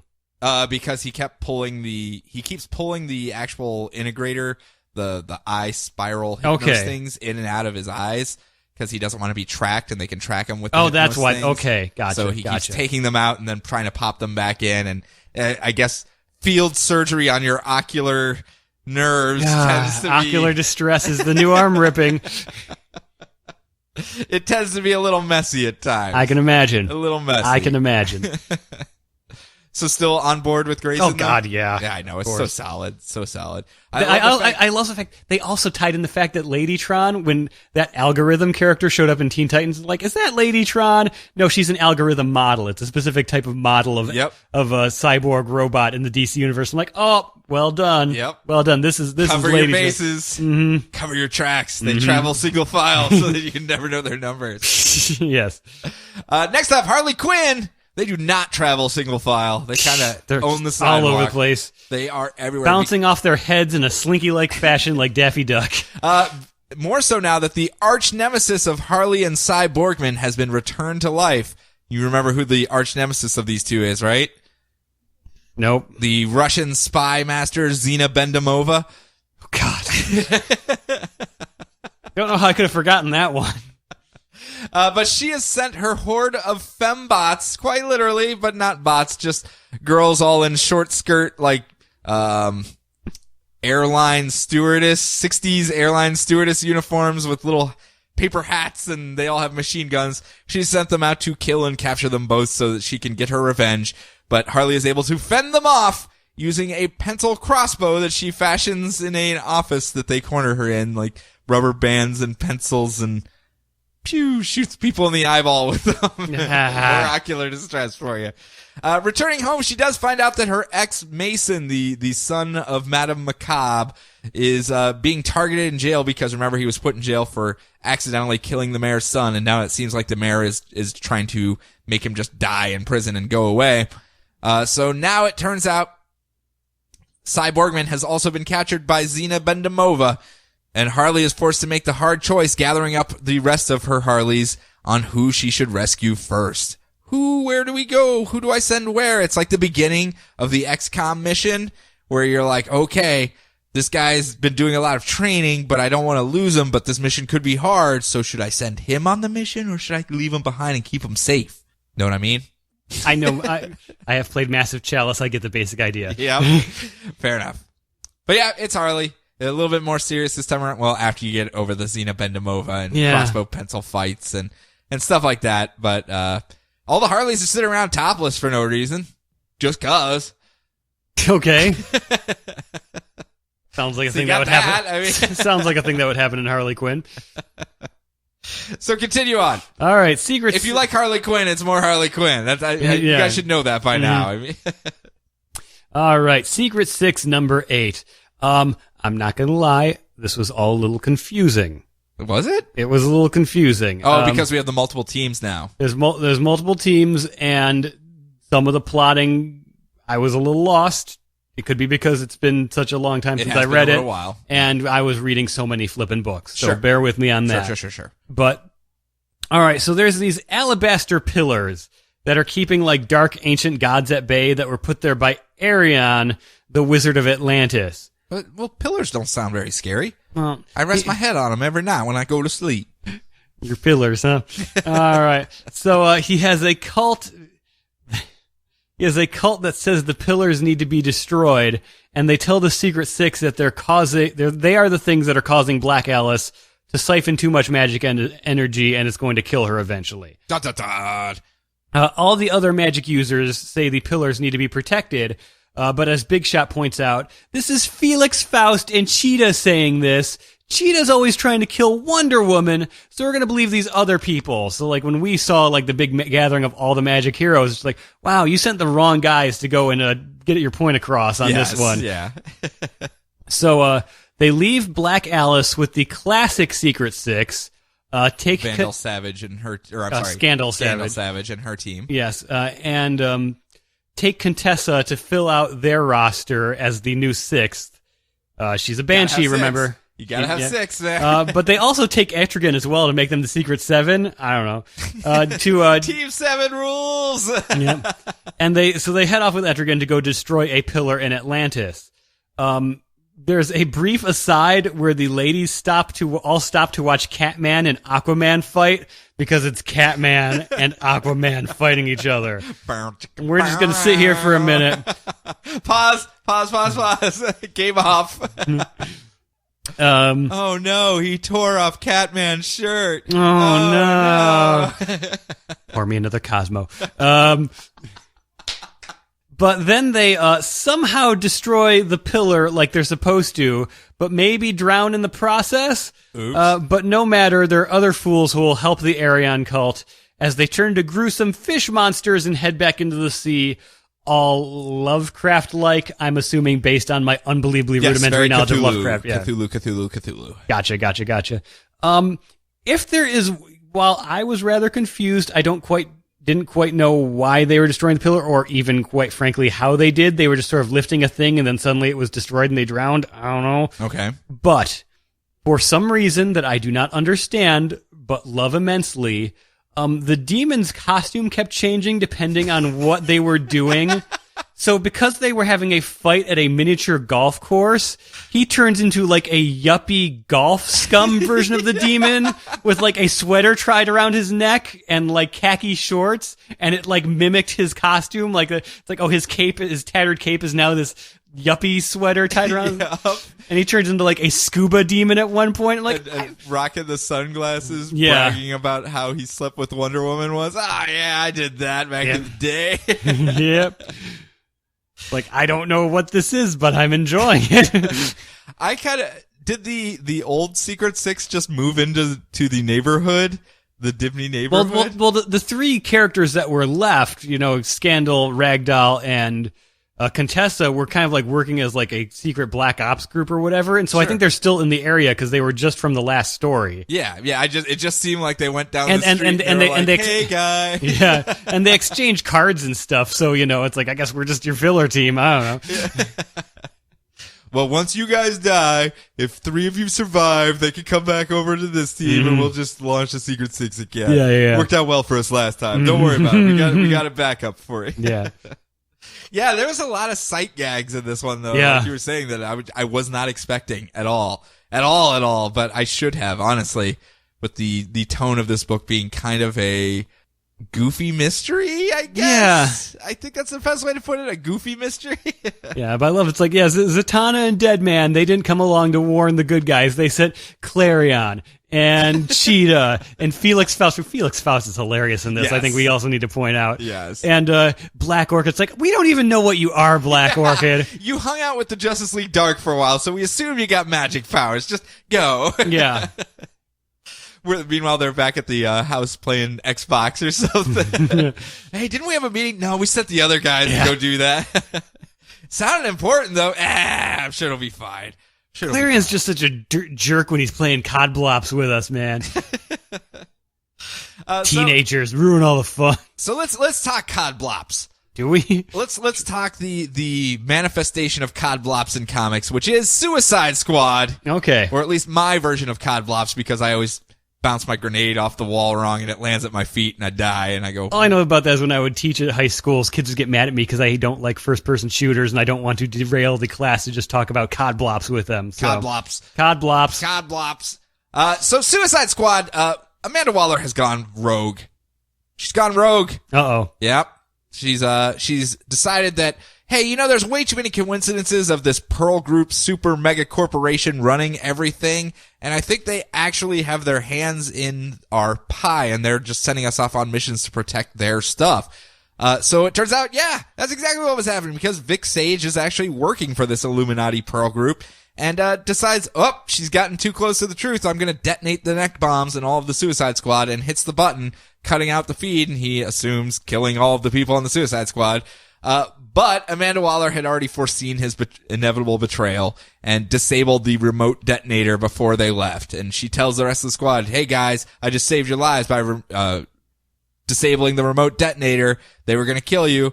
And it's like Boomerang, Deadshot, and Harley Quinn. And they all look at each other and they go, bombs disabled, you say, huh? Nothing really to stop us if we were to do this, and start punching her in the face. And she's like, ow, probably should have thought this through.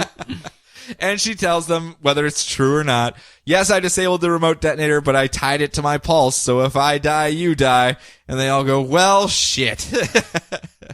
And she goes, and I'm about to march off into this obvious suicide mission where I will inevitably die if no one helps me, so... probably should stick with me and keep me alive so that you guys all stay alive. And they all go, well, shit. And they decide they're going to go help her try to topple this Pearl group and whatever it is they're doing, leaving Vic Sage to try something different as he brings in Black Manta to go hunt down Amanda Waller, because obviously there's some bad blood between those two after he got benched for his, I don't know, joining a jihadi cult and maybe possibly wanting to kill everyone. You know, might have crossed the line on the mission and they decided to bench him for this one. Little things. It's gotten better. It really has. Remember how when this first started, this new Suicide Squad? Yeah. And I was like, whoa. I remember. I'm slogging through this thing right now. It's at least you're laughing and smiling through it now. Yeah. I mean, it's gotten a bit better where it's the characters are actually a bit more fun. The storyline is there, which is a huge improvement, to be honest.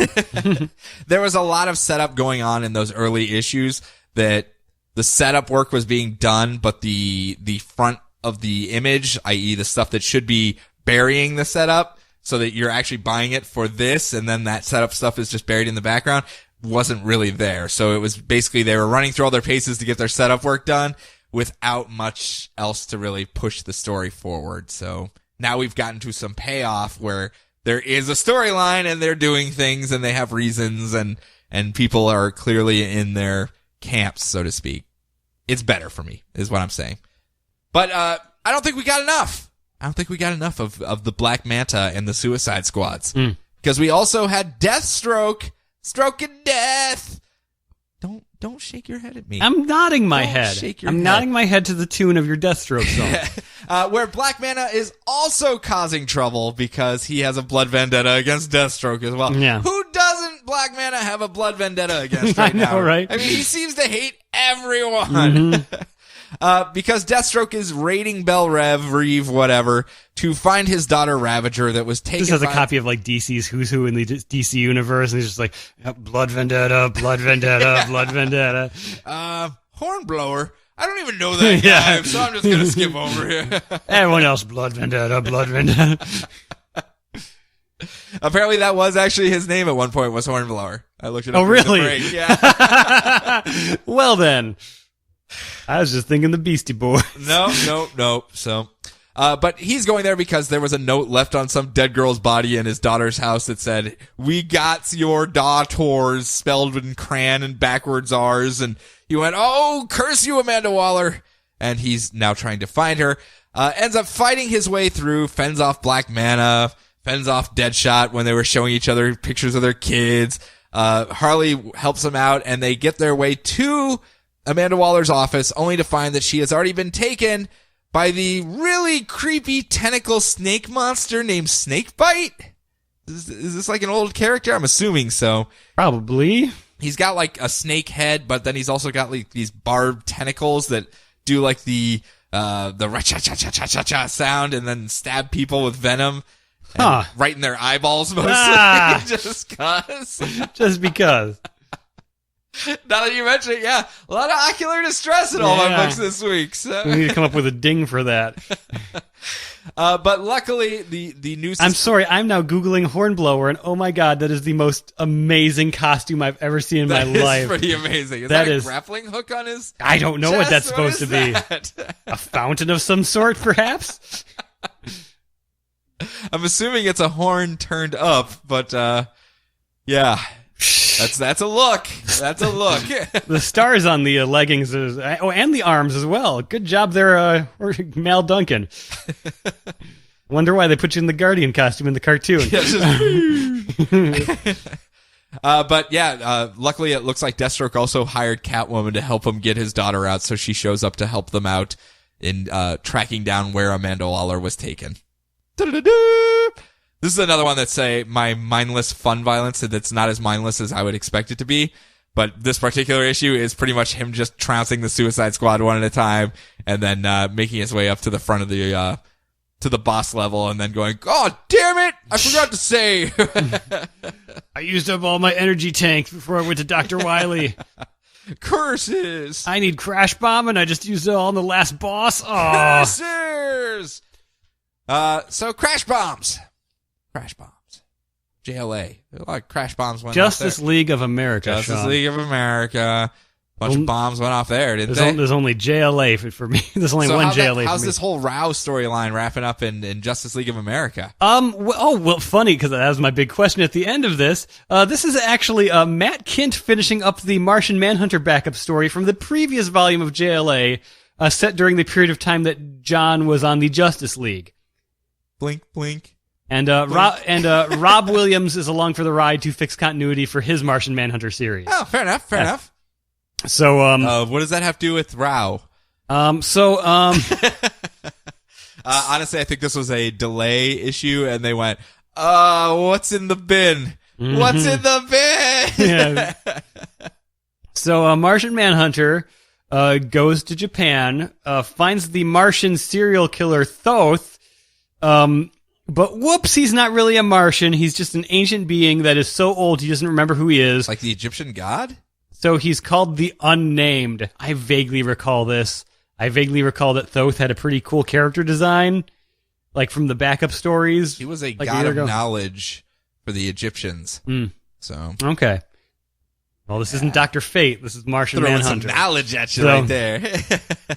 he's really just the Unnamed. John gets all emo about him lying to him and not really being a Martian, and also killing all the innocent people and stuff.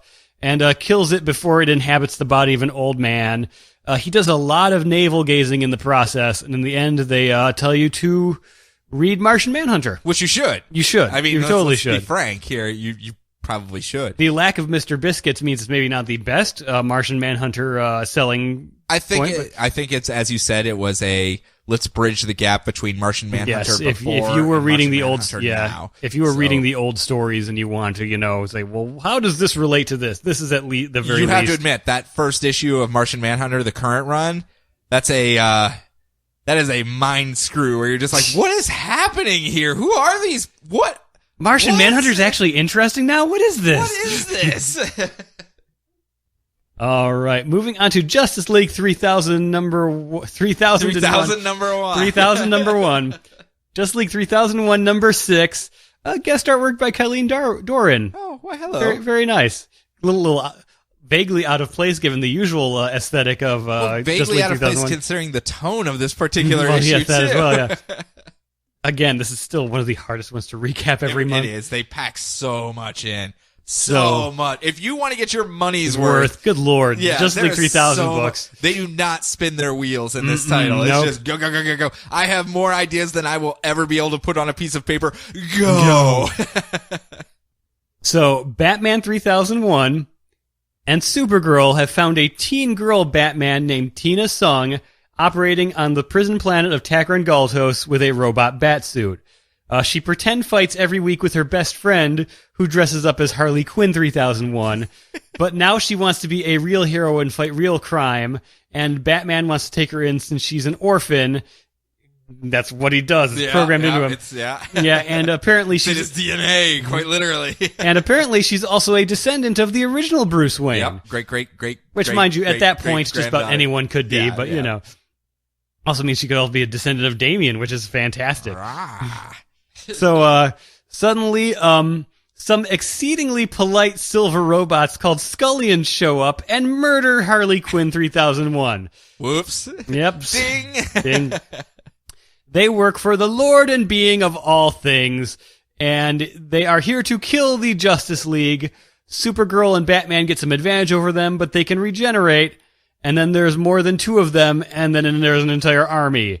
The Justice League transverse in, and a super douche lets them all know that the party's over, and they should be super scared now, because Superman's here, and I eat dumb, pantsless robots for breakfast. And so they explode his head and murder Superman 3001. No! Super douche! No! So everyone stands there. When you have the option to throw away that character, when your story is so big and moving so fast that you can just bench one of the most defining characters in your series, that's how much they're doing in this book. Yes. Everyone just stands there mortified with super blood splattered all over their faces as the Scullions plan to kill them all, but very politely. Very politely. Very politely. That's such a weird dichotomy. It is so weird. Everything about this book, again, million miles per hour. You will not regret. You will not feel like you were gypped out of your $3 for this one. No. It's still a $2.99 title, right? I believe so. I believe so. Yeah. It's a one of their lower end price wise. But holy crap. So much happening. Not as much background gags in this one, but there was a lot of death and murder. Well, the polite robots were kind of funny. They were, but I meant more of the visual style, not even being drawn to it, posters and business signs, etc., stuff like that. So I'm sure they'll get back into that at some point, or they won't. Who knows? It could just go dark as shit for the rest of this run. We don't know. I do not feign to understand the mind of Giffen. No. So next up, Omega Men. Getting a little heavy-handed on me here. Not really. It's actually very It's Omega well Men, dude. It's very well done, but it's not a light read. It's not a light read at all. It's not a light read at all. This entire run has been very heavy on the religious overtones and the perhaps institutions that get built with all of their rules don't exactly work out in the best when it comes to mankind or the universe kind in general. And we get some more of that stuff here, but we're going to shy away from those types of things and just deal with the blunt facts of what occurred, because most of the team have been captured and are being held for questioning by the Citadel, and all they want to know is, why did they take Kyle Rayner? What's his role? What's happening here? It's Kyle Rayner. Who wants that giant Viewmaster face around? Nobody. Every lady in the DC universe, No, Sean. they want Grayson. Well, yeah, you're right. Man, Grayson and Rayner are going to have some words with each other one of these They're days. just going to be in the same room and just lady boners are going to explode all over the planet. My ovaries just exploded. Curse you. Oops, we're all pregnant. Oh, no. What would happen if they got too close to the Pregno-Ray over on Oh, no. No. Keep them away. Don't give Vartox any ideas. Okay, let's bring this back here. We'll just delete that from the episode. Let's bring this back here. Kyle tries to explain, well, they kind of put a bomb in my neck. They keep calling me the bomb. I'm assuming I'm a bomb. But I had no choice. I had to go with them, or they were going to blow my head off of my shoulders. And the leader of the Citadel, who's actually wearing Kyle's white ring, because remember, he had to turn it over to them to go do the peace negotiations, and they wouldn't let him in as a lantern. And he said, well, I'm Kyle Rayner. I know what I'm doing. Here, just hold my white power ring, and I'll go talk to them as Kyle Rayner, and everything will be fine. Didn't quite work out. No. They removed the device that was implanted in his neck, and they go, oh, we knew it. You're a liar. This isn't a bomb at all. It's a tracking device. Oh, wait, oh, shit. And as it cuts outside to where, what's her name? Tiggs and the Doc, the little robot, are flying the Omega Man shaped spaceship, kamikaze style, straight into the side of the building, right where the homing device is. And it just knocks everyone out. Callista basically wakes up to, Tigor and, Primus and everyone, and they're all just bleeding on the ground. She's like, no, gotta finish the mission. And as she's passing out, she just sees Kyle Rayner stand up over her and go, no, come on, we gotta get you out. I can get you to safety. And, she loses consciousness at that point. It's like, no. So we could have a lot of dead Omega Men on our hands. We've already lost Brute, so they have no qualms killing him off, apparently. Yep. I guess no one has any long-term idealistic dreams that the Omega Men are going to become stars of the universe. Yeah. I think they're getting the 12-issue maxi series treatment? Yeah. And then, after that, I don't know if they're going to make it to the end. And, especially with a lot of religious overtones in this book, pretty sure I'm knowing where this one's going here. It's not going to be good for anyone. I see. But yeah, it's good. It's very, very good. Very smart. Very, very, heavy read though. Be in the mood to read it. That's all I'm saying. Because if you're not, you're just gonna be like, oh god. Next up, I get to go against Sinestro. Sinestro, it's bros before Guardians of the Universe. Because Sinestro and, Black Adam have teamed up to fight his old foe, and now Sinestro's new foe, the Pale Bishop, the leader of the Paling universe that's going around trying to eradicate all emotion. And it's basically a mummified guardian of the universe that they're just like, oh man, I know these guys.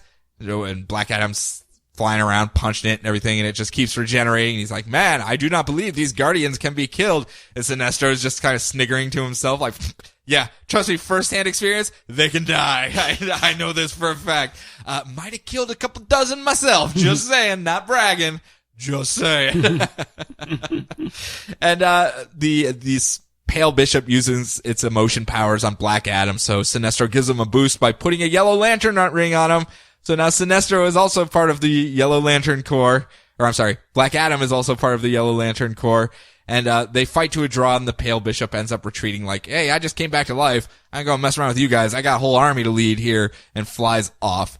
And so he leads Black Adam back to Warworld, which is in orbit around Earth. And when they get there, they see Wonder Woman just tossing around, quite literally just tossing all of the Sinestro Corps lanterns around, just like, whoop! Just like, what's Warworld doing here? And just toss around all these guys, and they fly up, and they're like, whoa, what's going on here? And she's going, you have Warworld in orbit around Earth. Of course we're going to cut. You're Sinestro. Come on. Can you tell your people to stop attacking me? I'm getting really tired of just tossing them around. And she's just like, hop, throwing them around while she's having this conversation. And finally he goes, hey, whoa. This is just all a big misunderstanding. We're the new Green Lantern Corps. I don't know if you know this. I know you're God of War and all, but Green Lantern Corps out. We stepped in to fill their role, their entire role, and we're gonna do all the protecting. There's a pale army of religious people trying to eat emotion. We're the bulwark. We're gonna protect you. You want to team up with us? Actually, when he flies down, he's like, hey, Wonder Woman, look here. And he's snapping his fingers in her face. She's like, you snap your fingers at me again, I'm gonna rip your arms off. And Black Adam is literally in the background laughing to himself like, oh! It was great. He's just in the background laughing at all the interplay between, like, he's so far removed from it. He just thinks he's better than all of it. Just eating popcorn, enjoying the show. Him, this is just entertainment. This is like a Saturday night out at the bar or whatever. And he's like, whatever, we'll be fine. So they offer a role for Wonder Woman to team up with them to fight off. Let's go hunt down this Pale Bishop and take care of this thing and protect Earth. And she's just like, no. No, because we don't have to go hunt him because apparently you brought them all here. And she turns around and there's an armada of the Pale Bishop and his armies that have come to Earth to do some smoting once and for all. Yeah, because Black Adam fended them off the last time they tried to invade Earth, and now he's here with all his pals. And to Black Adam, it's just another fun game, another fun night out. So I like it. I like it a lot. The Sinestro Black Adam. Remember the, what was the Forever Evil? Yeah. When they were palling around as the quote unquote Justice League of their time, and they were just being idiots together all the time. Just like, oh, you're a totalitarian dictator? I'm a totalitarian dictator too. We should be besties. Yes. That's kind of where it's at.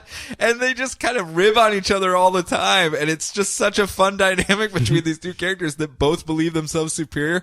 But between the two of them, they kind of see them as equals. They're like, you're a good guy. Like, you're one of the good ones. Yep.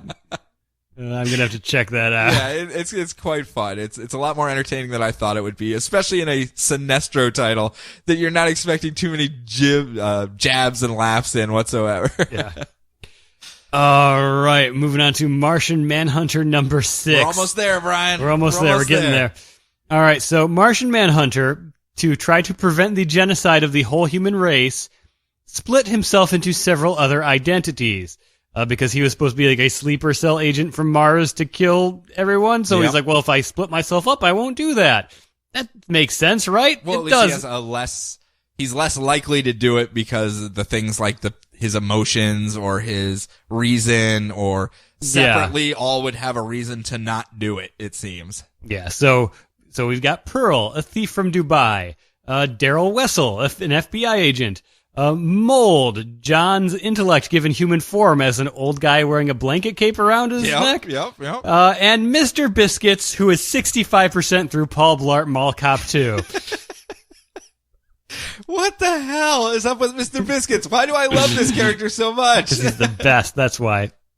So, Pearl and Mold are on the land, and Biscuits, Daryl, and a paralyzed kid is on a plane, and they're both face-to-face with the Phobos beam, a giant pillar of red light that is threatening to destroy the planet. You see white Martians use technology and blood magic to create John Jones, the Martian Manhunter. Of course. To destroy the Earth and bring the living Mars back to life. And all he has to do is set foot in the Phobos beam, and their spell will be complete. So John tried to separate himself into these different forms, but due to fate or manipulations of someone, they've all wound up here by the beam. Oops. This can't be good. So in the air, the paralyzed kid reveals himself to be Martian Manhunter villain Ma'alefak. Okay.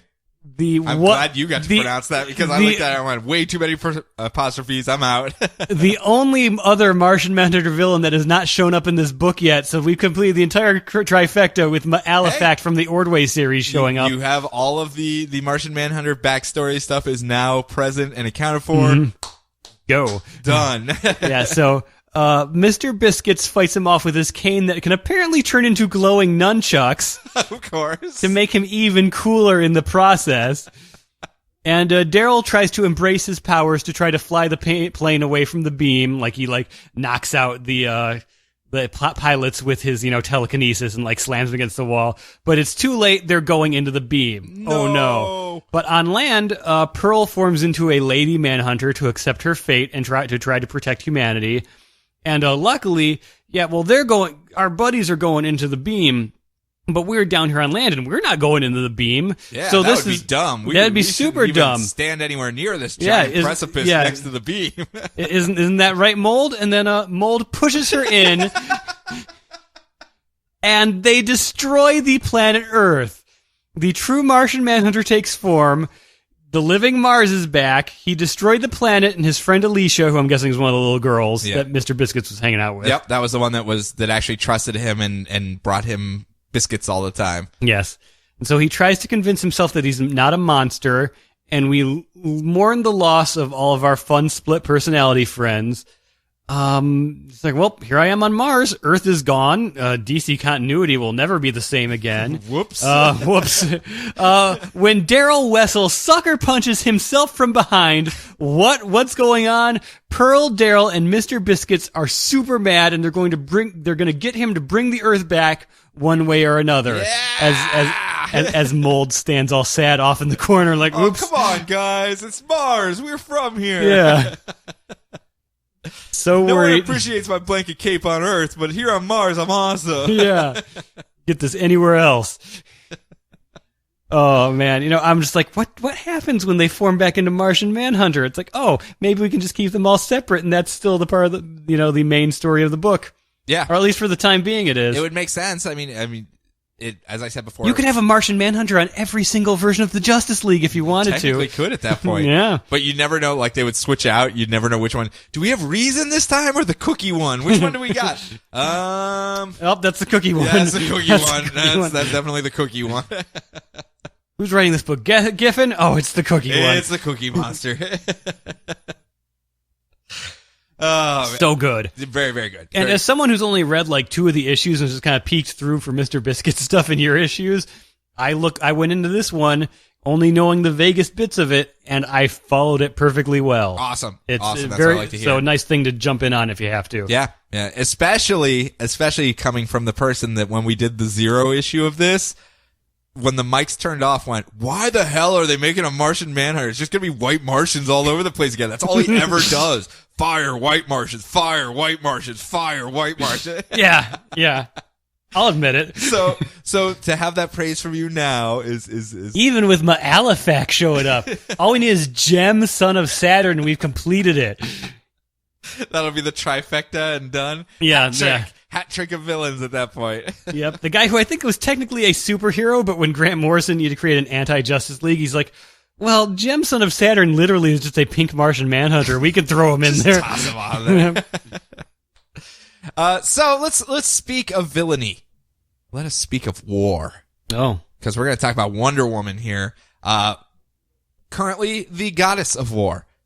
The goddess of war. After Ares sacrificed himself to help fend off the firstborn back when Wonder Woman was just running on all cylinders, she ended up running through the firstborn with a spear and killing War at the same time because he was holding firstborn down and took on the mantle of god of war.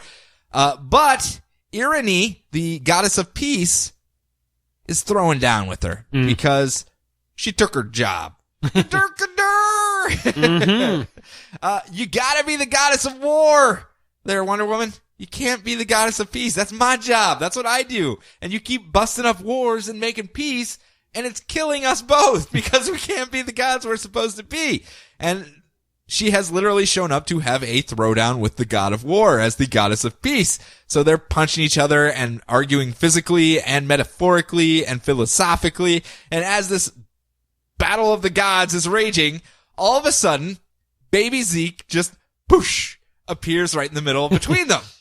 And Wonder Woman's like, oh shit, there's a baby here. We can't be fighting like this. And baby Zeke just kind of looks around and goes, Donda, and starts crawling over towards Donna Troy's body. And Wonder Woman's like, no, that's really cute that he's saying Donda, but no, you can't do that. And scoops him up before he can get over there and is trying to protect him and keeps setting him down.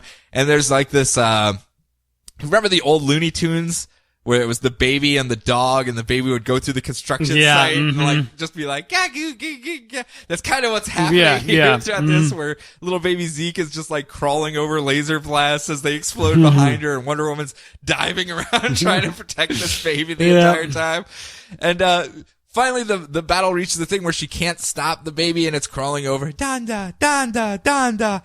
And that's when, poof, Hera and Zola appear, and they're like, oh shit, we looked away for a second. I swear to God, we were taking care of little baby Zeke, and he just teleported away. Do you know how hard it is to keep track of a teleporting toddler? Do you know how hard this is?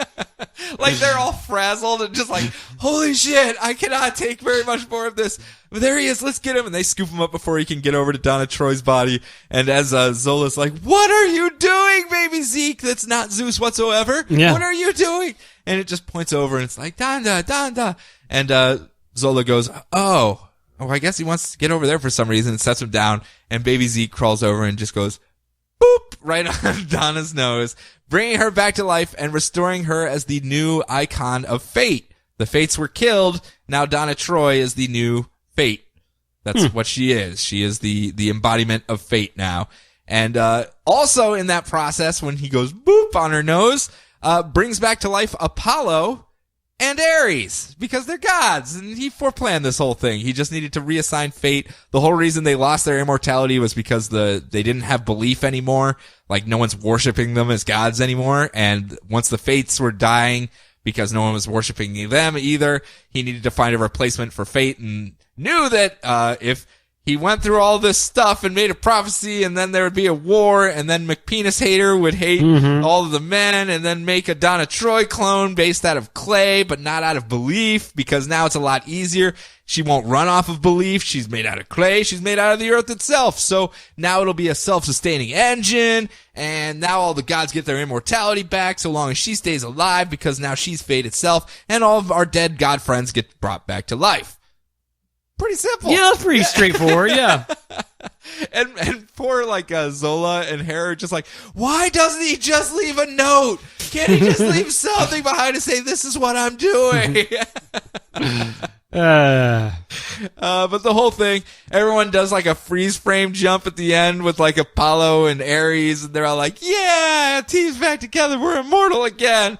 And as they do that, Irene kind of looks over at Aegis, the snot-nosed kid that wanted to be god of war, as he's just kind of slinking out the back, like, I'm just gonna get away from this pantheon of gods before something happens.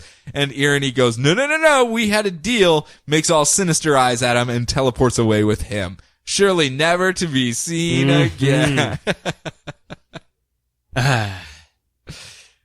Literal Deus Ex Machina, so I can't really complain. Yeah, I know, right? But the actual definition of the term, so, you know. I can't really, like, needle that because, I mean, sure, we're dealing with the gods themselves, so sure. I mean, they're going to do stuff, but I that suppose is if it's a still convoluted plan right there. I suppose if it's still Zola and Baby Zeke and Hera, I can't complain The fact that much. it's Baby Zeke being a teleporting toddler interfering with the world all over the place, that is some fun storytelling that can happen right there. As far as, it's just, poor Zola just all frazzled, like, no, I can't do this. Just kill me. Make me not exist again. you have no personal reference for this type of thing at all. None whatsoever. Dude, if Liam could teleport, he would just be dead. There's just nothing I can do about it. Wait until he figures out how to climb out of the crib. It's basically the same thing. Well, he sleeps in his bed now. Oh, yeah, he does have his bed, yeah. Yeah, so I've already dealt with it. Okay. But I'm just saying, if he could teleport, gotta make a new one, because that one ain't gonna make it. Gotcha. Not all the baby turtles make it to the sea, and if this one teleports, it ain't gonna make it to the sea. Sorry, I'm a bit of a pragmatist here. All right, moving on to the Flash number 46. Yep. I would say wrap us up, but I guess you're going to do... I'm going to do Prez, just gotcha. so we don't skip it completely. The disciples of Zoom learn that Zoom was deceiving them all along, so as Zoom taunts Flash for the entire issue with his magical power-stealing claw power glove, then he's like, I'm going to stab you. No, I'll just slap you first. Now I'm going to stab you. No, I'm just going to slap you again. So the disciples of Zoom all work together against him and break his blood-stealing glove thanks to a Folded Man H-Block team-up. That was pretty cool. That is pretty cool. They all flee together, so Zoom takes Flash and Henry Allen back to Barry's childhood home for a final showdown. So the big blood power glove that he's been using, Henry for his entire life, is broken now. So you think Pops is going to survive this? It all depends on whether or not John Wesley Shipp wants to keep guest starring on The Flash, which it looks like he doesn't. So, Oh, really? I don't know. I mean, he's like, oh man, Dad, we can get an apartment together. We can hang out. We can play catch. He's like, nope, I'm leaving. I could just leave the show entirely. I think I'm going to choose option B. Hey, but that frees him up. So, I mean, he can just pop in. Yeah, I know. And he can have adventures elsewhere, and we won't know about it until he comes back as a speedster himself. Maybe. And then reveals to his son that he was the Flash originally, and he already fought Mark Hamill and captured him the first time. And Joe West will just be like, oh, no. What have I got myself into? All right. Too many Flashes. All right. So closing off with with Prez number 6. It's the final issue. You got 4 minutes. It technically came out on the first episode of first week of December. Beth Ross is dealing with the cat flu epidemic. When Congress teams up against her to pass a law so Pharmaduke will make a vaccine, so they it also, since we're going to be mapping all the genomes of all these cats to figure out what the cat flu is, we figure out, why don't we should be able to patent that DNA and own living organisms. And Beth's just like, that doesn't sound like a good thing. It's like when Congress says, well, you know what? If these guys want to help us out, we will finally come together because we hate you so much, Beth. The Democrats and the Republicans will work together to pass this law that lets corporations own living things. So, and to top it all, legally speaking, not in the general sense it is now. Yeah. But and also as a gigantic middle finger to her, it's like, oh, your dad died of cat flu? We'll name the bill after him too, to make it extra sympathetic and get those extra votes. It's like, oh, you jerks. Ouch. Let's just call it the Patriot Bob. And also, her dad's name is Bob, so it was the Bob Ross bill, which I loved personally as a separate little thing. Put some happy little trees on it right there. Yeah. So Beth gets so mad at them that she throws them a victory party. Okay. She then goes to Fred Wayne, creative billionaire, and gives him all of the dirty glasses and plates from the party. So he uses his super science lab, which is usually writing movies and all this other useless high tech crap that we really don't need. And he identifies the DNA strains of all the congressmen, Pharmaduke, Mr. Smiley, and patents all of them. So if they don't revoke their own law, their mere existence violates his copyrights. And he's like, hey, guess what, guys? I literally own you right now. beaten at their own game. Hoisted by their own petard.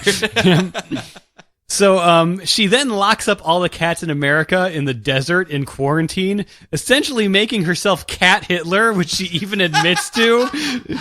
But she's going to make the unpopular decisions that will make her loved down the line, not the popular decisions that will make her hated later. And so as the cat flu cases slowly lower, her popularity slowly rises. And we close out the first act of the Prez story, and we'll be getting another mini-series down the line. Good. I'm so happy it's getting some more, because so good. So freaking good. Yeah. Oh, and I also forgot, I totally forgot, the former War Beast sentry that now wishes to be called Tina has become her new personal security and saves her from a cult that believes that all viruses have a right to live. Fair enough. Yeah. You know what's absolutely insane about this book? It's smart. Everything about it, but well, yes, obviously, but it's not that far off. I mean, if you really boil all these little crazy things, they are just millimeters away from the current everything arguments seems happening so in possible. Politics. Yeah, like we said, literally a month later, Bill Nye's talking about things that were brought up in the issue before. Yes, so it's scary. Yeah, I mean, it's very fantastical, but the root arguments in all of their little storylines are very real and very today, and it's a very smart way of shining lights, I guess. Yeah. At the very least. But it's fun at the same time. It's not I'm going to use this as a vehicle to get across, here's an issue. No, I'm going to write a fun story, and then I can use these parallels. I can inject these parallels if I want. I'm not beholden to do it, but my goal here is to write a fun story that, if I want to, I can add another layer onto that onion if I so wish. And that's what they're doing, and it worked out great. As I said, even if you don't believe in the politics of what they push, which, as I said, they do. They have a definite lean. The storytelling methods are worth it alone, because it is just so smartly written that you can see that there is at least a weighing of both sides before the decision is made on which way it's going to lean. Yes. And Ben Caldwell, best artwork of his career. Yeah. It's one of the most, it's just a fantastic I haven't seen thing. all the artwork of his career, so I can't really say that. I've seen some of his other things, but still, this is just a masterpiece. Yeah, it's really good. He's going to be moving on to, I saw he's going to be doing some A-Force over at Marvel. I hope it's a temporary thing so we can come back and do the second series whenever that happens. But, he at least created a nice basis to start off with. Speaking of other people I was happy to see, Genevieve Valentine, the lady that was writing Catwoman and all the mob boss stuff. She did the issue 8 of Batman and Robin Eternal. Okay, cool. Yeah, and I was like, get her back in the mix there. Get her going. Yeah, I liked her stuff a lot. So I'm happy to see them keeping talented individuals around and giving them work like that. But that's it. That's all the books. Yeah. We did it. We did it somehow. We did it. 2 hours later. Yeah. We did it. Hey, Brian, you only got a month and a half of books to read now. Oh, I know, right? Month and a half. By next week. No, technically, I only have to read the books that go along with. Oh, touche. So it's like, if I've got Action Comics, I've only got 2 issues of Action Comics to read. You win this round, sir. You win this round. But next week, we will be getting caught up. So we're going to be doing that week's books, and then the month prior at the same time. To the left and a step to the right. A joke I've said about 15 times. And I'm pelvic thrusting still. Woot, woot. But yes, we are going to get ourselves back up to the present day. There will be some time tomfoolery that will get us there as far as our storytelling methods. We're going to try our best not to spoil things by doing the newest issue that goes back, but let's be frank, there's going to be some issues with that whatsoever, because crossovers! There's a crossover brewing. I may just take like the Robin War stuff and the Dark Side War stuff and just package them separately or something like that, and then just get those in there so that we can just go boop, boop, boop, boop, boop through all of them in order, instead of this issue that's part 7, and then we also covered part 2, and then we covered part 8 of the next crossover. 3, and 1 is on the next week, so we'll get to that one. I just don't want to jumble them all up like that. But reminder, you guys go out there and buy these books. Some of them are good, some of them are bad, some of them are in the middle, but that's up to you to decide. Don't let anyone tell you what it is. It is your decision on what you enjoy, because, as I said, tons of crap that I absolutely love, people hate, and tons of crap that I hate, people absolutely love. Hate's too strong of a word for me, so at most I'm just disappointed in something. You've disappointed me. Yeah. I listened to an interview with Jason Aaron, and he was talking, and he literally says like, it's like, oh no, a bunch of people hate me, and all I can think is like, well, a lot of people hate Grant Morrison, and if I can be in the same company as him, I'm doing all right. I'm like, yeah. Way to go, Jason Aaron. Yeah. No, I guess it would be hard not to take that personal. Yeah. I guess I could see that, especially when it's something that you're doing that you absolutely enjoy as well, like the art of the storytelling and everything. That's what you grew up with. That's what you love. And that's why you got into this field. And then you jump in there and you're like, yeah. And then a bunch of people go, I hate you for what you have done, for embracing the thing that you love. And it would be like, oh. No, Mopey. So I'm happy at least people aren't taking it to heart entirely because, what can you do? The internet is the internet. That's what it does. That's the internet. Internet's going to internet. As I said before, next week we will be catching up. So if you do want to contact us before then, where can they go, Brian? The internet. The internet. It's the best place to go to find us. Don't show up at our houses. No. That would be very scary. Mm-hmm. Please don't do that. Don't. You could be really super cool, still would be very scary. A little weird, yeah. A little weird. But yes, we're a DCR podcast everywhere on the interwebs, so pretty easy to find us. Mostly Facebook, Twitter right now. I'm trying to get the site up before the movie, as I said, so we'll get there. Anything before we take off? Last night I watched Guy Ritchie's A Man from U.N.C.L.E. movie that came out. I'm not sure if it's the best movie, but it's just like oozing so much style and just like cool old wardrobes and Henry Cavill being charming and funny, which was the thing I didn't know he could do. Hey. Got the Winklevoss twins in it. Come on. Yeah, yes it does. But yeah, is there a bunch of like freeze frames with like brown and like there's a lot beats going? There is a lot of stuff vaguely like that, but it's he has his bag of tricks, but he's constantly adding to it. He's doing really weird stylish stuff, but it's not the same things he's done in all of his other movies. All right, fair enough. So it's like, I mean, I liked those myself. Oh, I know, but I mean, like, there's like all this like weird exposition. And it's like, well, we've got to get you figure out what you're doing this, and we're showing a slideshow, but we're gonna make this look as interesting as humanly possible, so you're paying attention while we're doing it. Sure. Get out of your smartphone, kids. Hey, pay attention. Yep. All right, well, I'll check that one out. I don't get anything for this week because we already went 2 hours. Okay. And that's pacing, so. All right. Without anything else, everyone enjoy your books, enjoy your week, enjoy your lives, and we will talk to you in the present day next week.